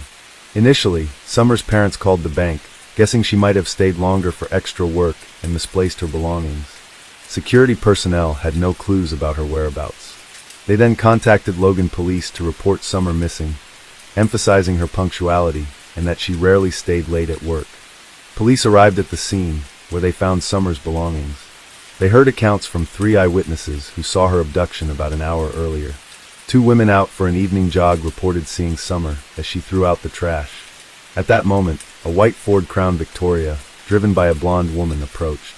Two individuals dressed in black balaclavas exited the vehicle and forcefully grabbed Summer, shoving her into the back seat despite her resistance and cries for help. One bystander's attempt to intervene was thwarted when the female driver incapacitated him with pepper spray, forcing him to retreat. The car quickly left the area. The two jogging witnesses immediately headed to the nearest police station to report what they had witnessed. Their account initially faced skepticism from the police, who found their peculiar and doubted its authenticity. Expecting it might be a fabricated story, the police reached the abduction site of Summer Inman just an hour after her parents filed the missing person report. However, initial efforts did not lead to locating the missing 25-year-old. News of Summerman's kidnapping quickly circulated through all local media outlets, capturing the community's attention. Hundreds of Logan's residents united in a concerted effort to locate her. As 3 days elapsed, the possibility of finding Summer safe and sound grew increasingly faint. Throughout this harrowing time, her parents endeavored to maintain hope against despairing thoughts. Shortly before her disappearance, Summer Inman shared a photo on Facebook featuring herself, her new partner Adam, and her children. The image portrayed them as a content family unit. Will Inman, who had access to Adam Peters' Facebook page, surprisingly still on his friends list despite being Summer's current partner, noticed this update. It raises an intriguing question. Why would a husband befriend his wife's new companion? The backstory revealed that Adam, a man without stable employment, had been hired by the Inmans a year earlier, in spring 2010, for various household tasks. It was then that Adam and Summer crossed paths and developed a bond. Despite initial reluctance, Summer eventually reciprocated Adam's affections. Her diary entry reflects this internal conflict. This encounter signified the unraveling of Summer's life within the Inman family. Yearning for happiness and love, she initiated divorce proceedings which were prolonged 5 days before vanishing. Will tested the proposed spousal support per child monthly, suggesting a reduction to $50 given his annual earnings of just $6,000. Will and his parents sought full custody of the children, but their petition was rejected by the court. After losing contact with their grandchildren, Bill and Sandra visibly deteriorated. They lost weight and were clearly affected, as those who knew them concurred that the grandchildren were the light of their lives. In March 2011, amidst the investigation into Summer's disappearance, the Inman family was located. They were found at the residence of Bill's 70-year-old mother in Jackson, Ohio. Bill, Sandra, and Will collectively asserted their ignorance regarding Summer's abduction. The Inmans recounted that on the night of Summer's kidnapping, they were en route to Cleveland to view a new property. However, they encountered car trouble after 3 hours on the road, leading to an overnight ordeal of vehicular repairs on the roadside before returning to Logan the next morning. They maintained that their interactions with Summer were generally amicable with infrequent disputes. Yet they attributed a shift in their familial harmony to Adam Peters' employment in their household, describing this phase as challenging. The trio consistently portrayed Adam as a negative influence, alleging he was the catalyst for the disintegration of their previously harmonious and tightly knit family. The investigation took a crucial turn when police noticed a white Ford Crown Victoria at the Inman family's residence. Upon inspection of the vehicle, a GPS receiver was confiscated. Subsequent examination revealed that on March 22nd, the day Summer was abducted, this car was in Logan. The GPS was deactivated at 5:30 p.m. that evening and reactivated the next morning again in Logan, contradicting the Inman's claim of traveling to Cleveland. Phone records further corroborated that all three family members were in Logan on both March 22nd and 23rd. Additional inquiries revealed that on the morning of March 23rd, around 7:30 a.m., the Inmans were at a car wash engaging in a thorough interior cleaning of the vehicle. Bill, Sandra, and Will were all present, but Summer was notably absent following this event. They visited an auto shop in Cleveland for a tire change. While there, a shop employee noticed something odd. Bill was choosing to replace nearly new tires with used ones, simply because he didn't like his current set changed. There was also evidence that the Inmans attempted to modify the car's appearance. Notably, Bill had removed a police spotlight that had previously been mounted on the driver's side door next to the mirror. Bill, Sandra, and Will Inman were apprehended and brought in for interrogation. Prior to their arrest, Bill assured his elderly mother of their innocence, attributing the situation to a test from the devil. Throughout the questioning, they consistently claimed they were unaware of Summer Inman's abduction, and didn't know who the kidnapper was. However, after several hours and faced with the possibility of capital punishment if convicted, Sandra Inman's resolve faltered. Eventually, she disclosed the truth. Sandra confessed that they were responsible for Summer's abduction on the night of March 22nd. She detailed how Bill and Will had disguised themselves in black masks. Sandra admitted that her initial plan was merely to abduct and intimidate Summer. However, events took an unexpected and tragic turn. According to Sandra's confession, when Summer was forcibly placed in the car's back seat, Will restrained her with plastic ties around her neck, hands and feet, intending merely to frighten her into granting him access to their children. As the situation escalated, Will realized that Summer was on the brink of unconsciousness. He panicked and desperately searched for a knife to release her, shouting frantically to his mother. Sandra maintained that their objective was never to take Summer's life. They merely sought a resolution to their custody dispute and hoped to ensure regular visits with their grandchildren. On March 29, 2011, a week after the kidnapping, Sandra Inman disclosed the location of the body. Summer's remains were found in a septic tank on the grounds of Skinnier Faith Church near Nelsonville, about 30 kilometers from her workplace. Bill Inman had been involved in the church's construction. This place held personal significance for him and Sandra, as it was where they had married 28 years earlier. The Inmans were regulars at this church. Bill participated in its musical ensemble. Police uncovered the well by removing a concrete slab and unscrewing 6 bolts from the metal lid. When they opened it, they immediately saw Summer's legs. She had been thrown headfirst into the septic tank, still wearing her work attire. Her black t-shirt bore an ironic inscription, "I don't have anger issues, I have issues with idiots." A forensic examination confirmed that Summer had succumbed to strangulation. Apart from marks on her neck, hands and legs indicating she'd been restrained, no other injuries were found on her body. This highlighted strangulation as the cause of her tragic demise. Sandra revealed that she originally planned to dispose of the body in a river, but reconsidered and decided it would be safer to conceal it in the well near the church. She believed this location would ensure it remained undiscovered for a long time. Sandra admitted to feeling deep shame for her actions and their irreversible consequences. During the subsequent trial, 49-year-old Bill Inman and 28-year-old Will Inman did not take any responsibility for Summer's death. Throughout the proceedings, they stayed mostly silent, showing no visible emotions and avoiding eye contact with Summer's grieving parents. Sandra Inman, at 47 years old, stood out as the only family member who accepted responsibility for her part in the tragic events. She maintained that the plan to intimidate Summer was entirely her own idea. In a deeply emotional moment before sentencing, Sandra, overcome with tears, faced Summer's parents and begged for their forgiveness. Her speech, though broken by sobs and a quivering voice, clearly expressed remorse. Sandra admitted she saw Summer as a daughter and regretted her catastrophic decision. In 2012, the verdict was handed down. All 3 members of the Inman family were convicted. Bill and Will Inman received life sentences without the possibility of parole. Sandra Inman also got a life sentence, but with eligibility for parole after serving 15 years. However, among friends and church members familiar with the family's dynamics, doubts arose about Sandra being the mastermind behind the crime. It was commonly known that Bill had a dominant role in the family and usually made final decisions on all matters. Will, on his part, was seen as a pampered child whose desires were always met by his parents. Those close to the family speculated that Sandra's confession might have been a strategic move to reduce legal consequences for her husband and son. Currently, Alex and Alana are being raised by Summer's family. For quite some time, it was hard to explain to these grandchildren where their mother, father, grandmother, and grandfather had gone. In 2013, Jessica Herringer, a 25-year-old woman, disappeared under circumstances from her workplace. The search for her kidnapper spanned several years, during which numerous other women were affected.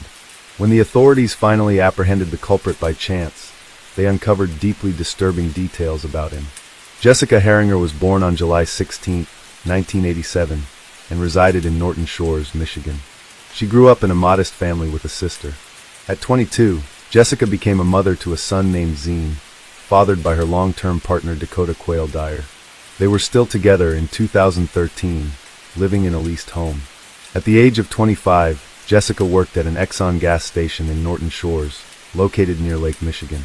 Known for her warm and friendly nature as a manager, she often received praise from customers.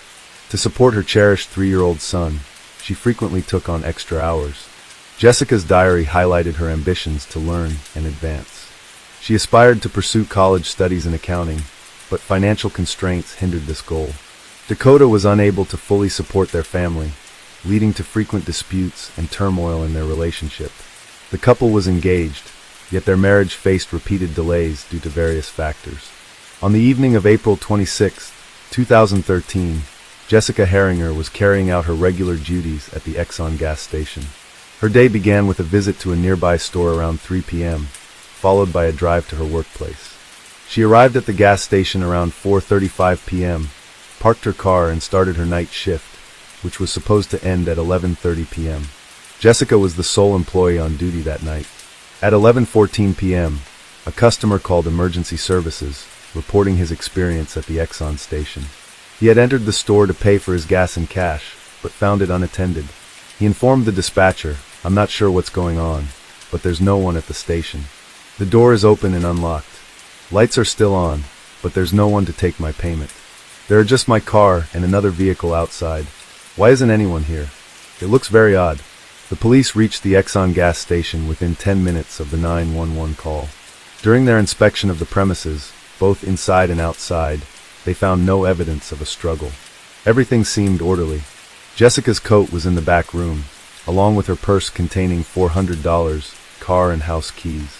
A solitary drop of blood, later identified as Jessica's, was discovered near the storage area's back door.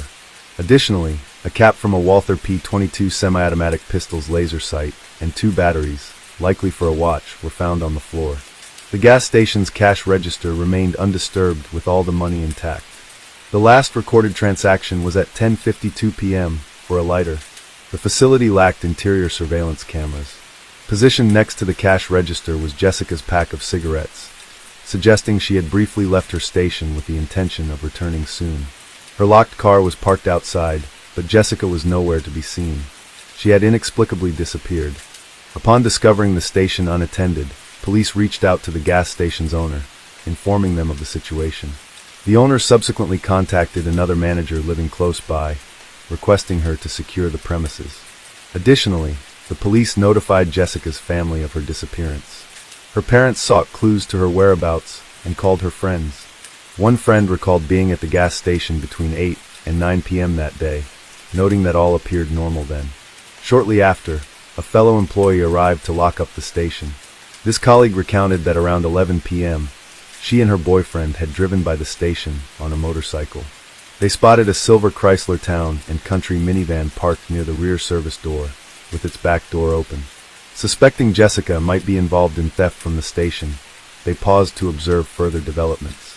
The manager observed a young man with disheveled wavy hair near the minivan, dressed in an orange sweatshirt. She saw him repeatedly open and close the vehicle's rear door before he finally drove off. Police reviewing surveillance footage from surrounding buildings located a video showing a silver Chrysler passing by Exxon gas station at 11:02 p.m.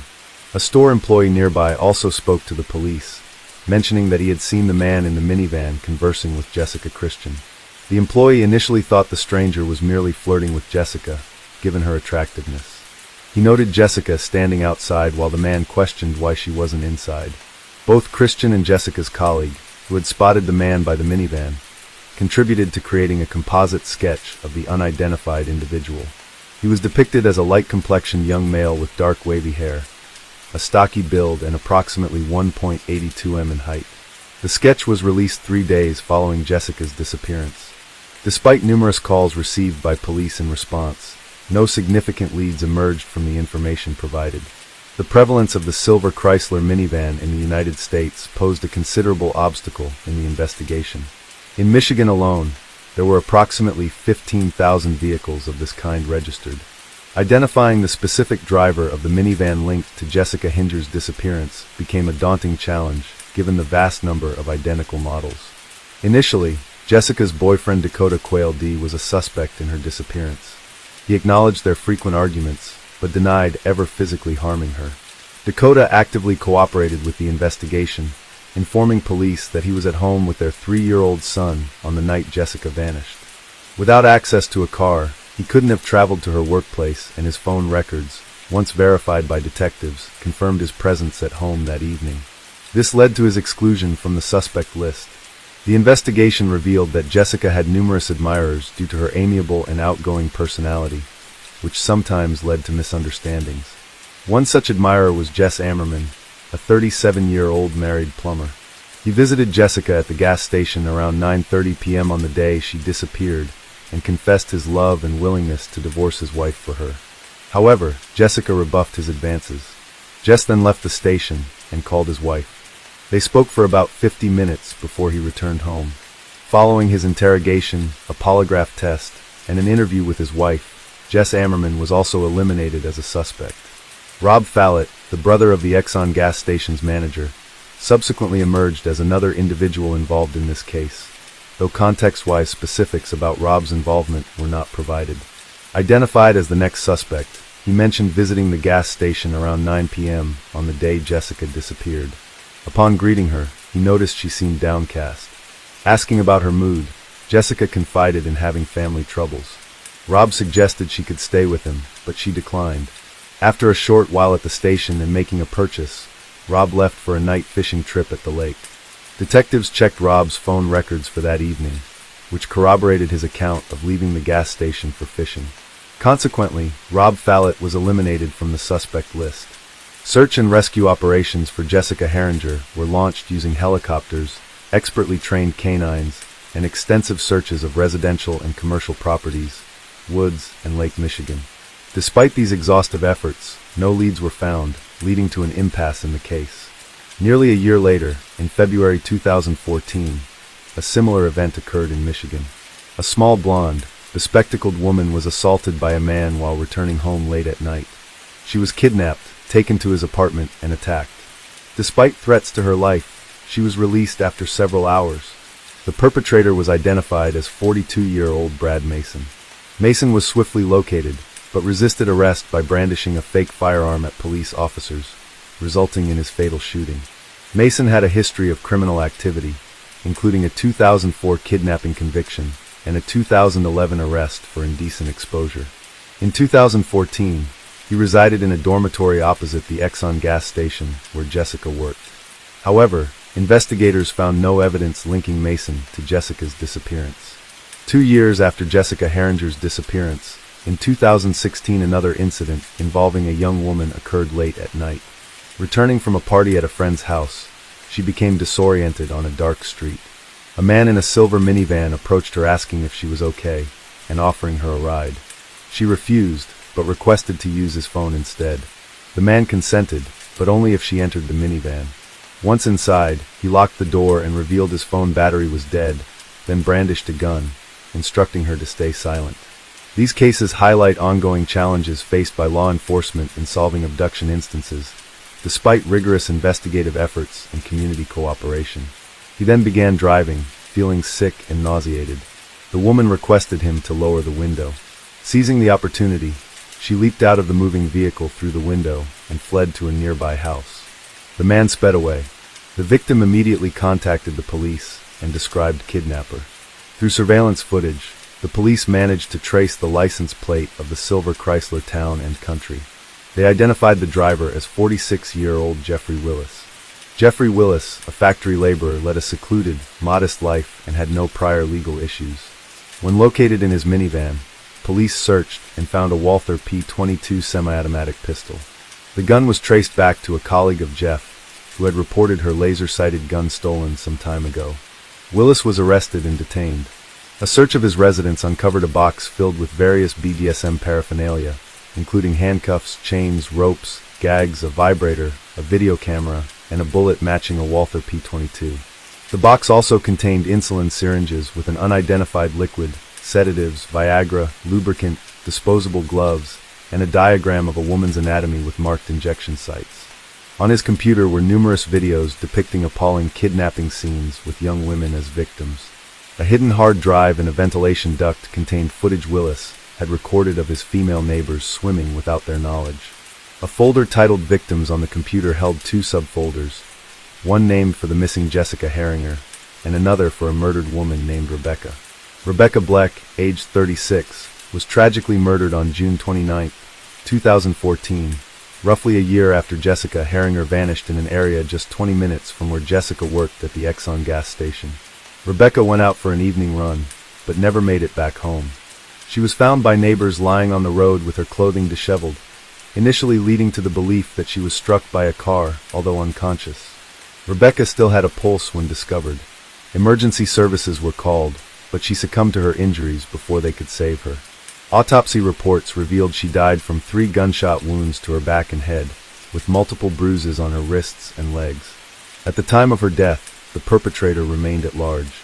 However, 2 years after Jeffrey Willis's arrest, new evidence linked Rebecca's murder to a pistol found in Willis's minivan. Willis denied any involvement, but prosecutors theorized that he had attempted to abduct Rebecca and bring her to his home. When Rebecca resisted, Willis reportedly shot her and fled. Forensic analysis later discovered Rebecca's DNA on a glove recovered from Willis's residence. Jeffrey Willis was convicted of Rebecca Bleck's murder and received a life sentence. While serving his sentence, he faced additional charges related to the kidnapping of Jessica Herringer. Despite consistently denying any involvement in Jessica's disappearance, phone records showed that on the night she vanished, he was present at the Exxon gas station where she was last seen. Subsequently, he traveled to his deceased grandfather's house, which is roughly 13 minutes from the station. Upon arriving at his grandfather's residence, police encountered a heavily secured front door.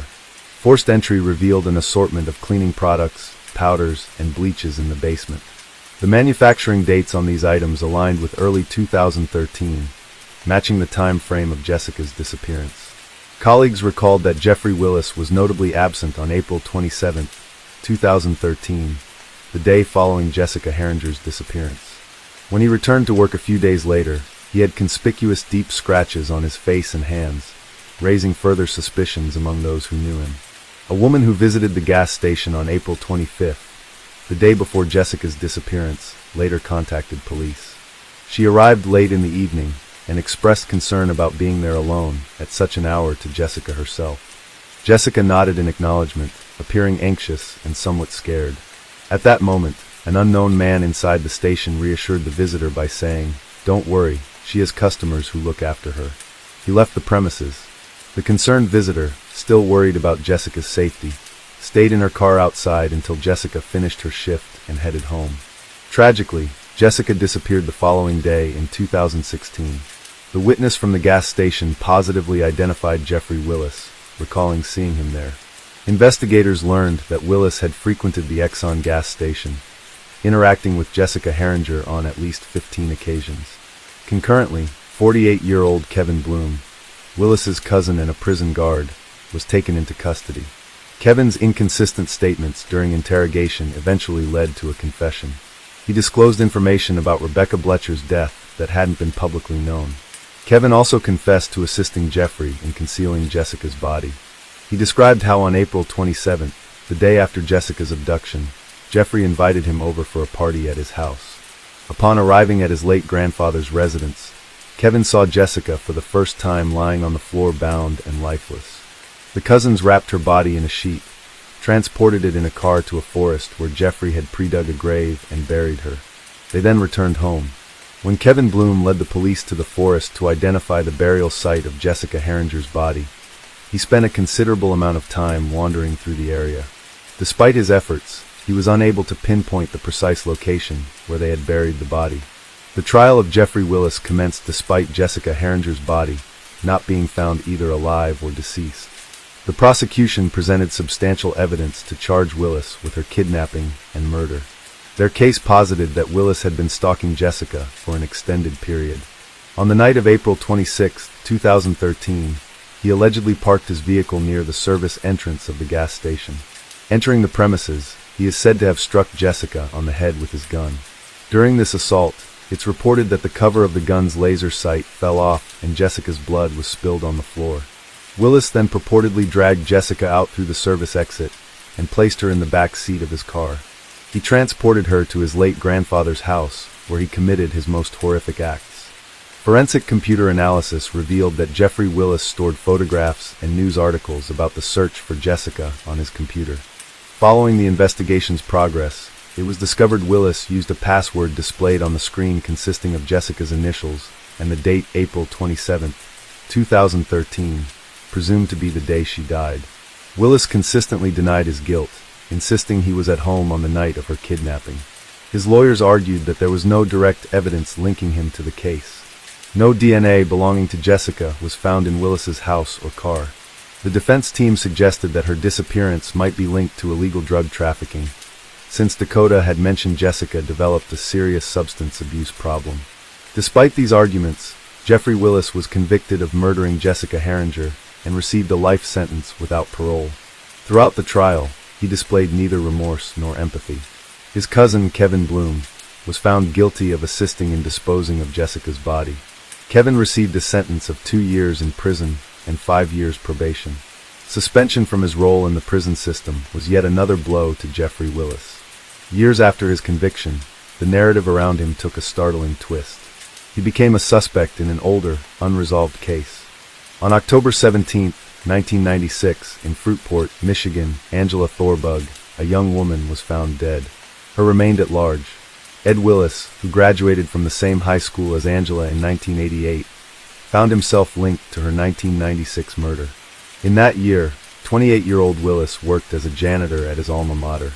Concerns were raised when the principal noticed his excessive time spent in the computer lab during work hours. A check on his computer activities was initiated by the principal. Although the findings remain undisclosed, Willis was asked to resign immediately following the review.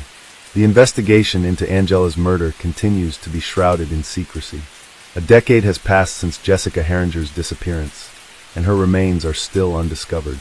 This tragedy sparked a legal battle over the custody of her son, Zahn, between Jessica's sister and Dakota, her partner. Ultimately, Jessica's biological family is raising Zahn. In addition to custody disputes, Jessica's parents have been key advocates for legislative changes following their daughter's disappearance. Their efforts led to the enactment of a law mandating gas stations operating at night to install surveillance cameras.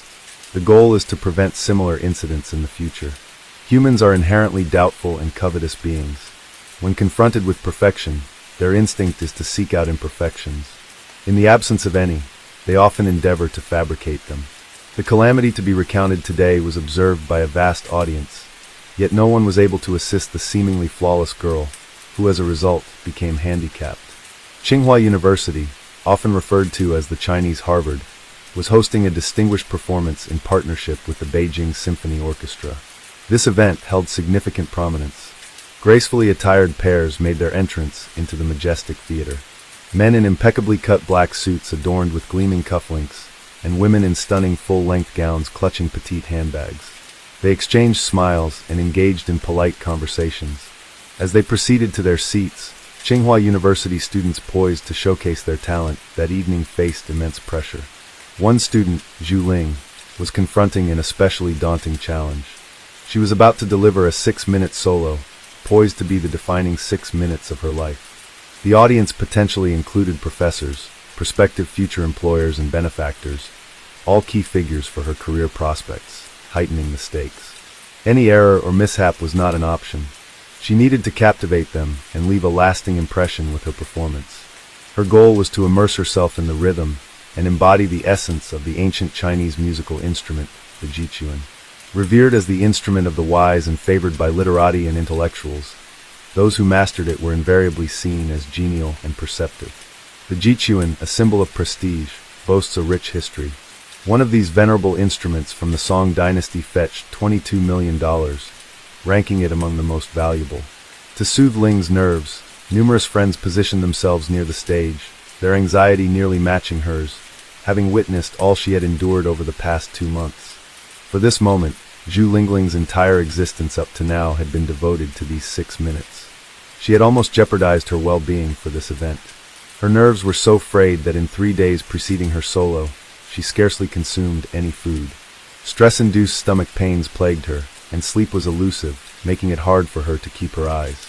Her vision began to blur. Finally, Zhu Lingling ascended the stage, greeted the audience with a bow, sat down, and commenced playing the guqin.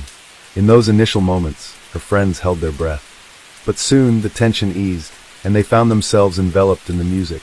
Zhu Lingling's stage presence that evening betrayed no sign of her nerves. She seemed to become one with the melody. Her hands glided effortlessly, coaxing out exquisite sounds that resonated throughout the theater. Some of her friends were even brought to tears. It appeared that Zhu Lingling had channeled all her accumulated stress and anxiety of the past 2 months into her performance, transforming it into a form of emotional release. As the 6 minutes concluded, the audience burst into applause. Zhu Lingling gave a deep bow, offered a smile, and exited the unbeknownst to her. Her best friend was in the crowd smiling broadly and clapping so vigorously that her hands turned red. Yet her expression also showed a hint of nervousness. That night, Zhu Lingling opted out of the festivities to return home and rest. The dissipation of stress left her feeling utterly drained. In the shower, she began washing her hair calmly. Glancing at her hand, she noticed a clump of hair passing through it. Running her hand through her hair again brought a sense of urgency. She pulled back the shower curtain and dashed to the mirror. Her reflection revealed an exhausted face and small irregular bald spots resembling the aftermath of a carelessly wielded razor. This was merely the onset.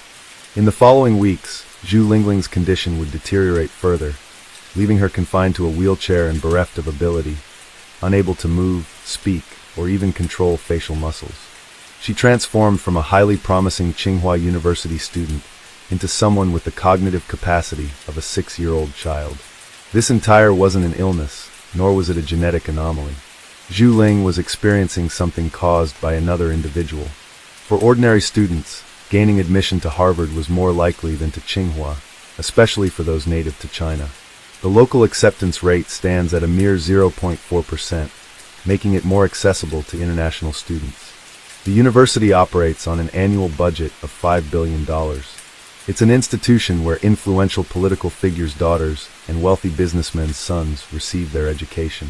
Each of them is exceptionally intelligent and well-educated, with high intellectual capacities. The real challenge isn't just in securing admission, it's surviving the intense competition and rivalry among the students. Some alumni have admitted that to stay at the forefront, they engaged in various manipulations, betraying comrades, engaging in deceit, and stabbing others in the back, all driven by the unyielding competitive spirit fostered at this institution. In 1994, Zhu Ling was among the 31 chemistry undergraduates at Tsinghua University. She ranked in the top 3 of her cohort, which consisted of 20 males and 11 females. Zhu Ling was often regarded as the epitome of excellence, the cream of the crop among students. Indeed, Zhu Ling was not only intelligent, but also tall and striking in appearance. Everyone foresaw a bright future for her, destined for significant accomplishments. Zhu Ling also had a charismatic and assured presence. Her arrival in the dormitory sparked envy among others. She had a knack for attracting a circle of friends and admirers, thanks to her warm demeanor towards others. She roamed the campus, attended lectures diligently, completed her assignments, and many marveled at her seemingly boundless energy. However, after a few months, a peculiar and unexplainable decline in Zhu Ling's condition began to be observed by all. She appeared less strained, even during graduation week. But suddenly, Zhu Ling seemed to vanish. She began arriving later than her peers, and consistently looked exhausted in lectures. Sitting there, she'd sweat as if overheating. Zhu Ling struggled to concentrate on the class content. Severe stomach pain plagued her, leading many, including her instructors, to believe it was stress-related.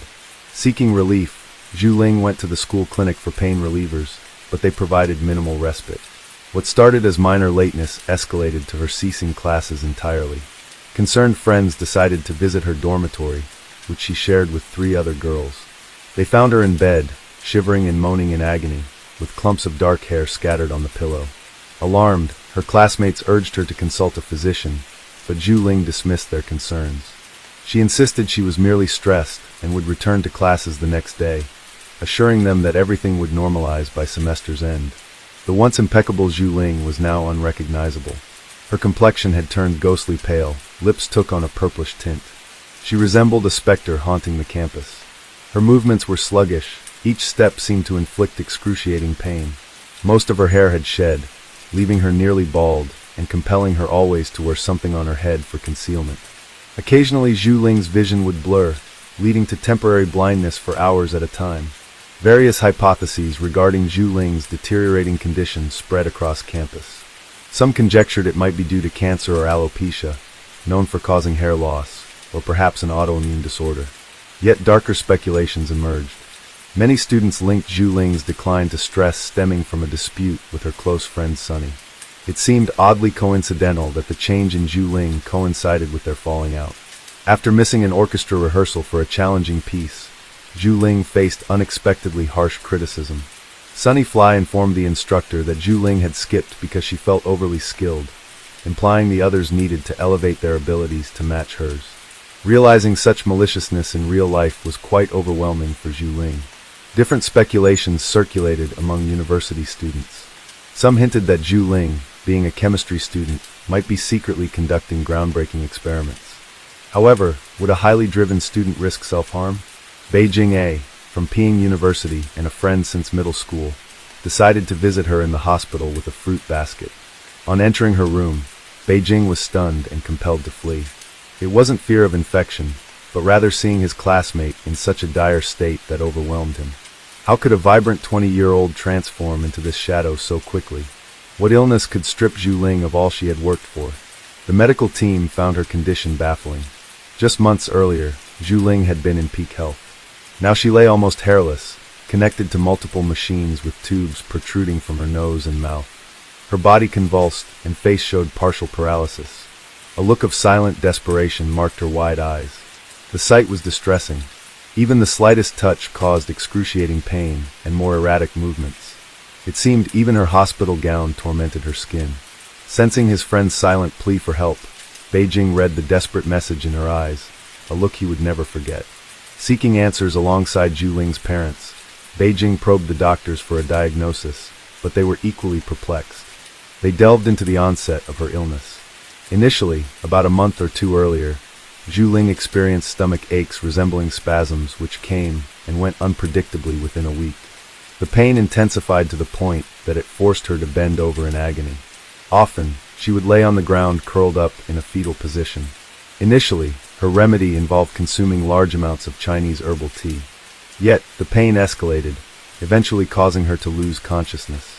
Zhu Lingling, burdened by her demanding university schedule, delayed seeking medical attention, hoping the symptoms would subside. Then, her vision began failing intermittently, first blurring and then completely vanishing for hours. Subsequently, her hair started falling out, an especially traumatic symptom for any young woman. The situation deteriorated further, leading to her hospitalization just days before Christmas. It was her first time in hospital care. During that month, her parents remained steadfast by her side as she received treatment. The medical team tested her for arsenic and mercury poisoning. However, the results showed nothing abnormal. Intriguingly, a doctor from a different hospital recalled a similar poisoning case from the 1960s and suggested the possibility of thallium poisoning. However, Zhu Lingling denied any exposure to thallium in her studies. The hospital then reached out to Tsinghua University to investigate which chemical substances Zhu Lingling might have encountered in her capacity as a chemistry student. Despite this inquiry, her medical records revealed no exposure to chemicals that could trigger such symptoms. This left her condition an enigma to the medical staff. Remarkably, after a month, Zhu Lingling's health appeared to improve, and she requested permission to resume her studies. She was eager to sit for exams and anxious not to waste the entire semester. Her parents were adamantly opposed to her returning to university, fearing that stress was the underlying cause of illness. Yet Zhu Lingling feigned significant recovery and went back to classes in February. Unfortunately, by March, her condition had deteriorated dramatically again, resulting in readmission to the hospital, this time so debilitated that continued university attendance seemed impossible. She couldn't even speak. Zhun, disillusioned with the local medical community's inability to provide answers, took the initiative. He reached out to medical experts not just in China, but globally. Zhu Lingling's symptoms would transit various languages, and he posted these on specialized medical forums online. In less than half an hour, he received his response. Over the next few days, around 2,000 emails poured in from 18 different countries. The respondents weren't mere internet users. Many were affiliated with national medical institutions and specialized in toxicology. The consensus among almost all of them was alarming. Thallium poisoning. The symptoms pointed to a deliberate, methodical attempt to poison Zhu Ling, designed to inflict slow, excruciating agony. Thallium, a dense and highly poisonous metal, was once used in rat poisons, but has been banned in major countries including China and the USA. In the early 20th century, it was used as a lice treatment known to cause hair loss. Its array of symptoms is so vast that it often leads to misdiagnosis by doctors, and its detection is usually alarmingly delayed. Thallium doesn't leave visible marks like bruises or wounds, making it harder to spot. The poisoning unfolds in stages. Initial stomach discomfort escalates to severe pain, then trembling, headaches, insomnia, and temporary blindness. Subsequently, the victim experiences intense skin pain, akin to severe burns, where even the slightest touch feels excruciating. Clothing and bed linens become sources of torment. The final stage involves neurological symptoms, including involuntary motor disturbances, seizures, and partial or complete paralysis, culminating in cognitive decline and mental impairment. Tragically, in Zhu Ling's case, this meant a regression from a top student at China's most prestigious university to possessing the mental capacities of a 6-year-old child. VG Zhen, in collaboration with Zhu Ling's parents, sifted through the multitude of emails and promptly conveyed their findings to Zhu Ling's team. Yet the doctors were skeptical of the diagnosis posited by online contributors. They emphasized that detecting thallium in the body without specific tests was not feasible. Testing for thallium involved sending the patient's blood to a lab equipped for such an analysis. Moreover, they pointed out that thallium is a rare, tightly controlled substance, not easily obtainable. The doctors also mentioned that if Zhu Ling's condition was indeed due to thallium poisoning, an antidote would likely be ineffective at this advanced stage of the disease. This revelation left Zhu Ling's family and friends in shock. The pressing question then became, who would want to harm Zhu Ling? A hypothesis emerged that the intended targets might have been her parents, given their high-profile occupations. Her father was a senior engineer at the national agency, a position that could involve sensitive information. Her mother was an engineer at a prominent Chinese company. However, this line of inquiry eventually reached a dead end. The primary task was to determine how the poison entered Zhu Ling's system, especially since no one else on campus exhibited similar symptoms. This ruled out the possibility of thallium vapors, suggesting that Zhu Ling either ingested or came into direct contact with the substance. Meanwhile, during Zhu Ling's hospitalization, her personal items were mysteriously stolen from her dormitory. The stolen items included her shampoo, contact lens case, lipstick, bath soap, and even her water glass. Intriguingly, the perpetrator seemed solely interested in Zhu Ling's possessions, an unusual incident in such a prestigious university's dormitory. With no surveillance cameras on campus at that time, an investigation was imperative. Students lived in gender-specific rooms, and access to the women's dormitory was restricted to current female students of Singer University. Neither alumni nor graduate students or professors had entry into the living quarters of over 100 young female students. Police initiated a thorough investigation into over 20 vendors known to supply thallium, a substance still used in manufacturing optical lenses, electronics, and other products, scrutinizing their procurement records. They discovered that one supplier had provided alum to Singer University's chemistry department for research. The investigation revealed that only a select group within the university had access to this compound: 2 professors, 3 graduate students, and 2 senior undergraduates. Consequently, the perpetrator likely had a role in thallium-based experiments and had the opportunity to take personal items from Zhu Ling's room. As the investigation progressed, the professors and graduate students were quickly excluded as suspects due to their lack of access to the women's dormitory. This narrowed suspicion to the 2 senior students, 1 male and 1 female. Since the male student couldn't have entered the female residence area, suspicion fell on the female student. Astonishingly, this student was none other than Sun Wei, also known as Sunny. She was not only Zhu Ling's best friend and roommate, but now the prime suspect in her attempted murder. The situation posed a baffling question. Why would Sunny, with a bright future ahead, risk everything in such a serious manner? Acquaintances of both young women mentioned that Zhu Ling had recently triumphed over Sunny in the student elections. Sunny was not known for gracefully. She possessed an argumentative nature and had deceived her closest companion on several occasions. As Zhu Ling advanced and received greater acclaim, Sunny grew progressively more agitated. Zhu Ling's individual performance at the Beijing Philharmonic served as a catalyst for tension in their relationship. Zhu Ling was attractive, highly skilled, and esteemed by both peers and faculty members alike. This probably fueled Sunny's jealousy even more. Sun Wei was questioned for 8 hours straight before her parents came to take her home. Her family had significant influence at Tsinghua University. Her father played a key role in the Democratic Revolutionary Committee, and her grandfather was a former vice chairman. Many of her relatives held positions in government or academic roles at top state universities. Consequently, Zhu Ling's case remained unresolved for quite some time. Sun Wei, one of the primary individuals associated with the incident, maintained her innocence. She claimed that the police had cleared her of any suspicion.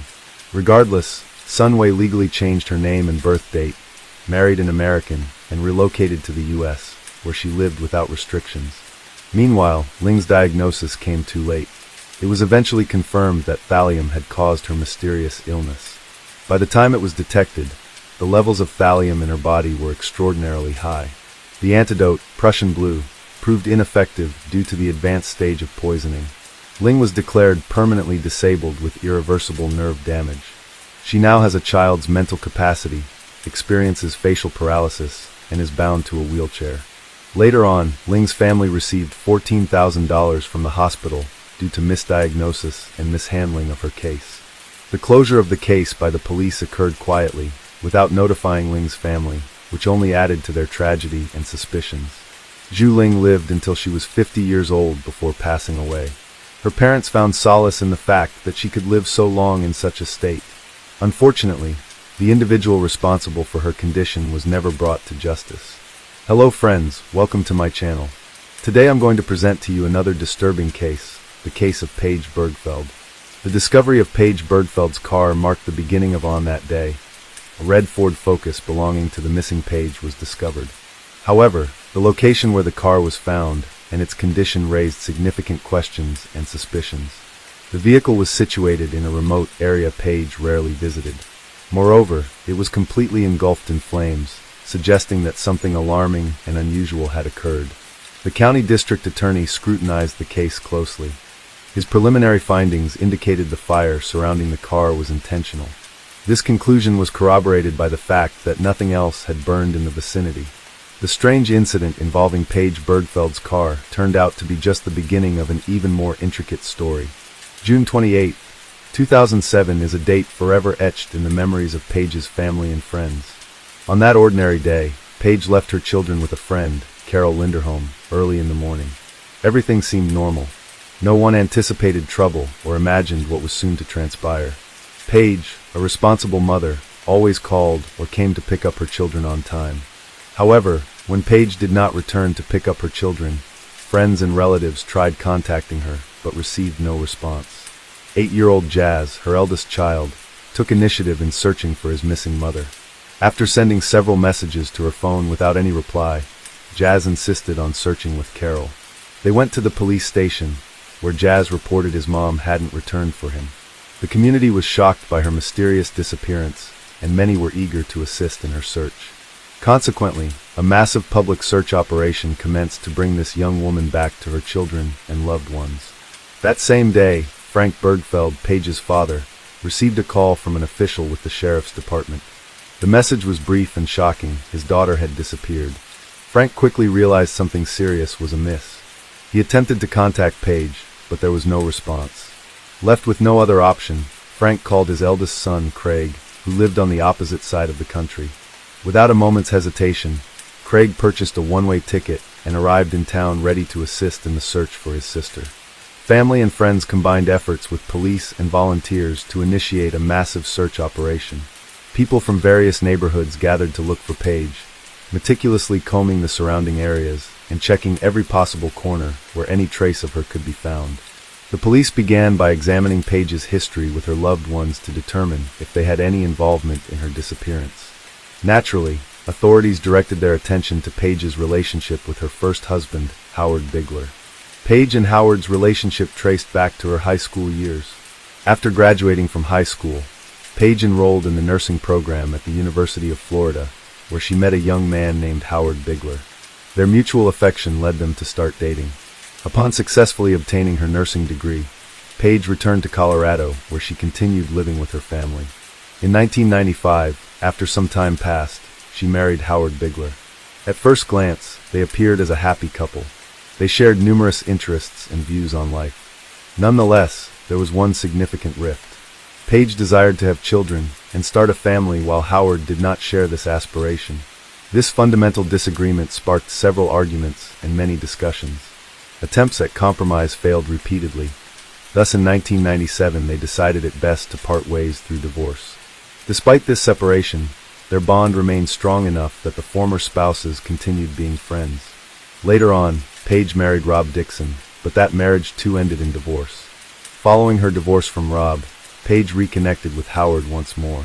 Howard claimed he was among the last individuals to see Paige alive on the 28th of that month. They met up in Eagle County, Colorado. It was due to personal business. There, they spent Thursday together. The former spouses then returned to their cities. Howard confirmed that they continued to communicate by phone after the meeting. Upon learning of Paige's disappearance, Howard immediately contacted emergency services. While speaking to the operator, he expressed his concern and belief that something terrible had happened to Paige. The phone recording was corroborated by cell tower data, showing that the day Paige disappeared, Howard was in the Denver, Colorado area, which is several hours away from where she vanished. This gave police officers reason to remove Howard from the list of suspects. Police began to examine Paige's relationship with her second husband, Rob Dixon, and quickly uncovered many events that raised questions and warranted further investigation. It turned out that during their marriage, Paige had reported Rob to the police twice for harassment. After her divorce from her first husband, Paige took a job at a strip club in Denver, where she met Rob Dixon. The man was wealthy and had inherited a large fortune through his family's business. Having fallen in love with each other, Paige and Rob did not hesitate and entered into marriage in 1998. The family settled in a luxurious home in Colorado, where Paige fulfilled her dream of becoming a mother. A few years later, the couple had 3 children, who became the most important thing in her life. The first years of marriage seemed happy as Paige and Rob were immersed in a world of luxury, leading a well-to-do lifestyle. However, and quite suddenly, things began to fall apart due to financial difficulties Rob faced. Some of his family's businesses had serious problems, and as a result, the economic situation in the family deteriorated so much that Rob was forced to file for bankruptcy. The financial collapse led to a profound family crisis. By 2004, tensions had escalated so that Paige contacted emergency services twice. The first time, she reported that Rob had threatened to kill her and their children, but the time the police arrived, both claimed to have resolved their issues on their own. A year later, another incident occurred that was markedly different. Paige reported Rob for assault, claiming he hit her while she was holding their youngest child. This time, Rob was arrested and charged with third-degree assault. He eventually pleaded guilty to 1 count of molestation, but the trial was dismissed and Rob avoided jail time. The relationship between husband and wife continued deteriorating, leading them to separate. Rob subsequently moved to Pennsylvania. Investigators interviewed him to establish his alibi for the day Paige disappeared. Rob asserted he was at home and could not have harmed Paige. Despite the separation, Rob joined the search effort and was very active in trying to find Paige. Investigating officers left no stone unturned in their quest to uncover clues that might unravel this mysterious case and locate the missing mother. One of the initial steps involved a meticulous examination of Paige's car.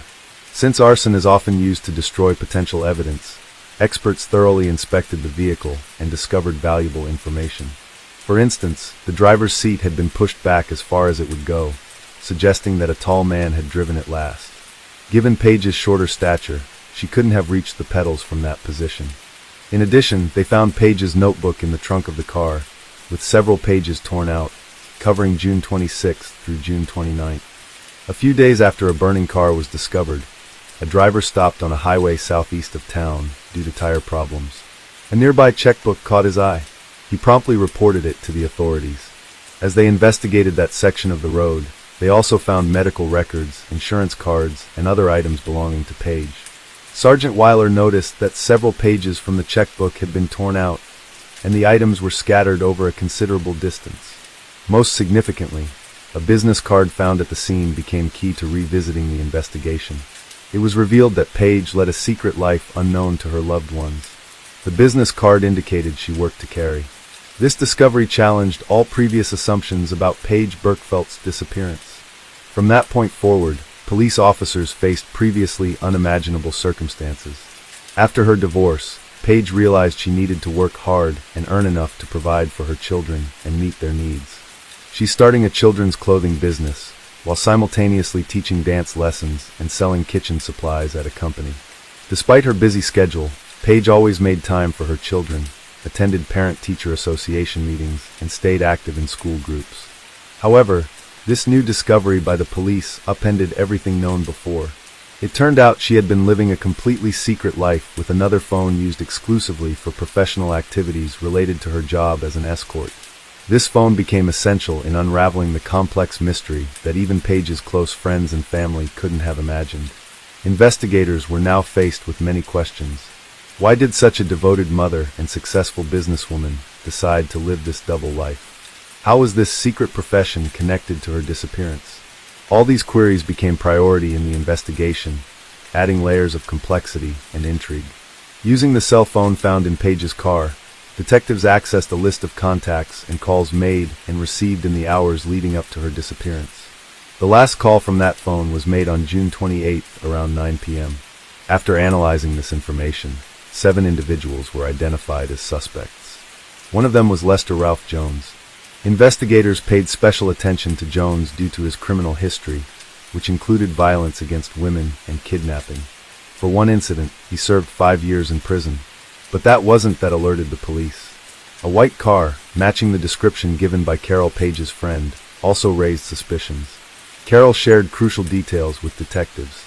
She recounted a day when Paige approached her car and noticed another white car blocking her driveway.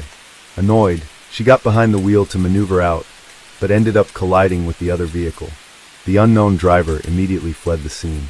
With this information, investigators speculated that Lester might have been obsessed with Paige and possibly following her. Further digging revealed that Lester Jones had tried to schedule an appointment with Paige the day before she disappeared. When questioned, Lester denied knowing anything about Paige's disappearance and provided fingerprints and DNA samples. However, many suspicious items were found in his home.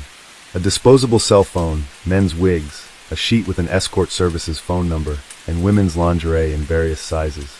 Particular attention was given to the disposable cell phone found at Lester's residence. Analysis of call records from Paige's cell phone indicated that on the day she went missing, someone tried contacting her multiple times from an unregistered number. When questioned further, Lester claimed he didn't own a second cell phone, indicating he lied to police. Police determined that the phone had been purchased at a supermarket on North Avenue. Store video footage confirmed Lester was indeed the purchaser of that disposable cell phone. When he was shown the video footage, he refused to acknowledge that was him. As a result of all this, Lester Jones became the prime suspect in Paige's disappearance. With no concrete evidence pointing to his guilt, the police to follow him and attempted to find Paige's body in order to have enough evidence to press charges. The case was put on hold for several years. Meanwhile, the young woman's family and loved ones were at a loss for grief. No one knew what had happened to the young mother, and the search seemed hopeless. As time went on, the hope that Paige would be found alive was dwindling. That all changed in 2012, when a hiker accidentally stumbled upon human remains in a ravine among rocks and bushes in Delta County. The find was discovered very close to the road, where Paige's personal belongings had been found 5 years earlier. Experts who arrived on the scene were almost certain that it was the body of the young mother. The experts ran a DNA test, and the results confirmed that it was Paige. She was found, but it was a grisly end to her story.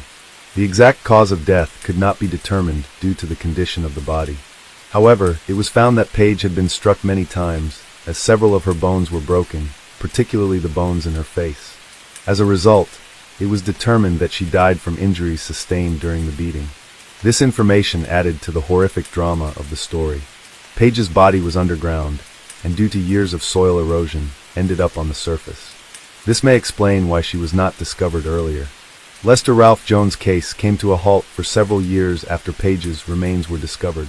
In November 2014, he was charged with kidnapping, first-degree murder, and second-degree murder. However, the trial didn't begin until July 2016 and lasted 22 days. Prosecutors argued that Lester, who already had a history of violence against women, was frustrated at not being able to see Paige after trying to get an appointment with her. The main witness for the prosecution was Lester's ex-wife, Lisa. She recounted how he kidnapped and threatened to kill her at gunpoint in the late 1990s. Lisa Lester found it difficult to come to terms with her decision to end the relationship on multiple occasions. Once, he attacked the couple gun in hand. Tragically, Lisa's partner was shot in the head. A month later, Lester threatened her again, telling her she might end up at the bottom of a lake. Fortunately, Lisa managed to escape and contacted the police. This led to Lester's arrest on charges of kidnapping and assault.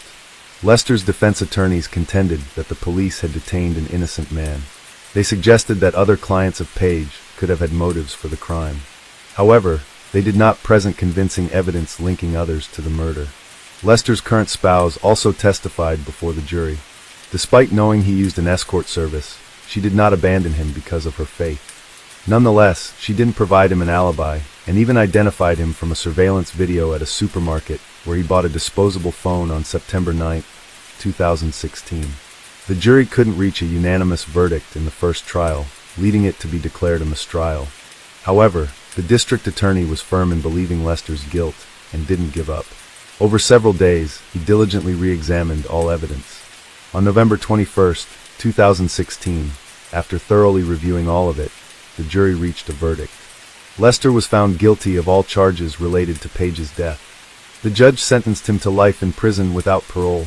Although the defense appealed this sentence, an appeals court panel upheld it in June 2022 and confirmed Lester's guilt. Paige's final farewell took place on April 28, 2012. Her obituary described her as a beautiful and radiant woman whose smile could be compared to the sun. Her tragic loss deeply affected her family and friends. Her 3 children were orphaned and lost their main support and encouragement. Paige's case drew public attention and lasted many years. Nevertheless, law enforcement and relatives persevered tirelessly until justice was finally served. Lester Ralph Jones was found guilty and sentenced to life in prison without parole. Now he won't be able to harm anyone else. Paige's story underscores why it's vital to fight for justice, regardless of how long it takes or how much effort is required. Her memory will forever linger in the hearts of those who knew and loved her.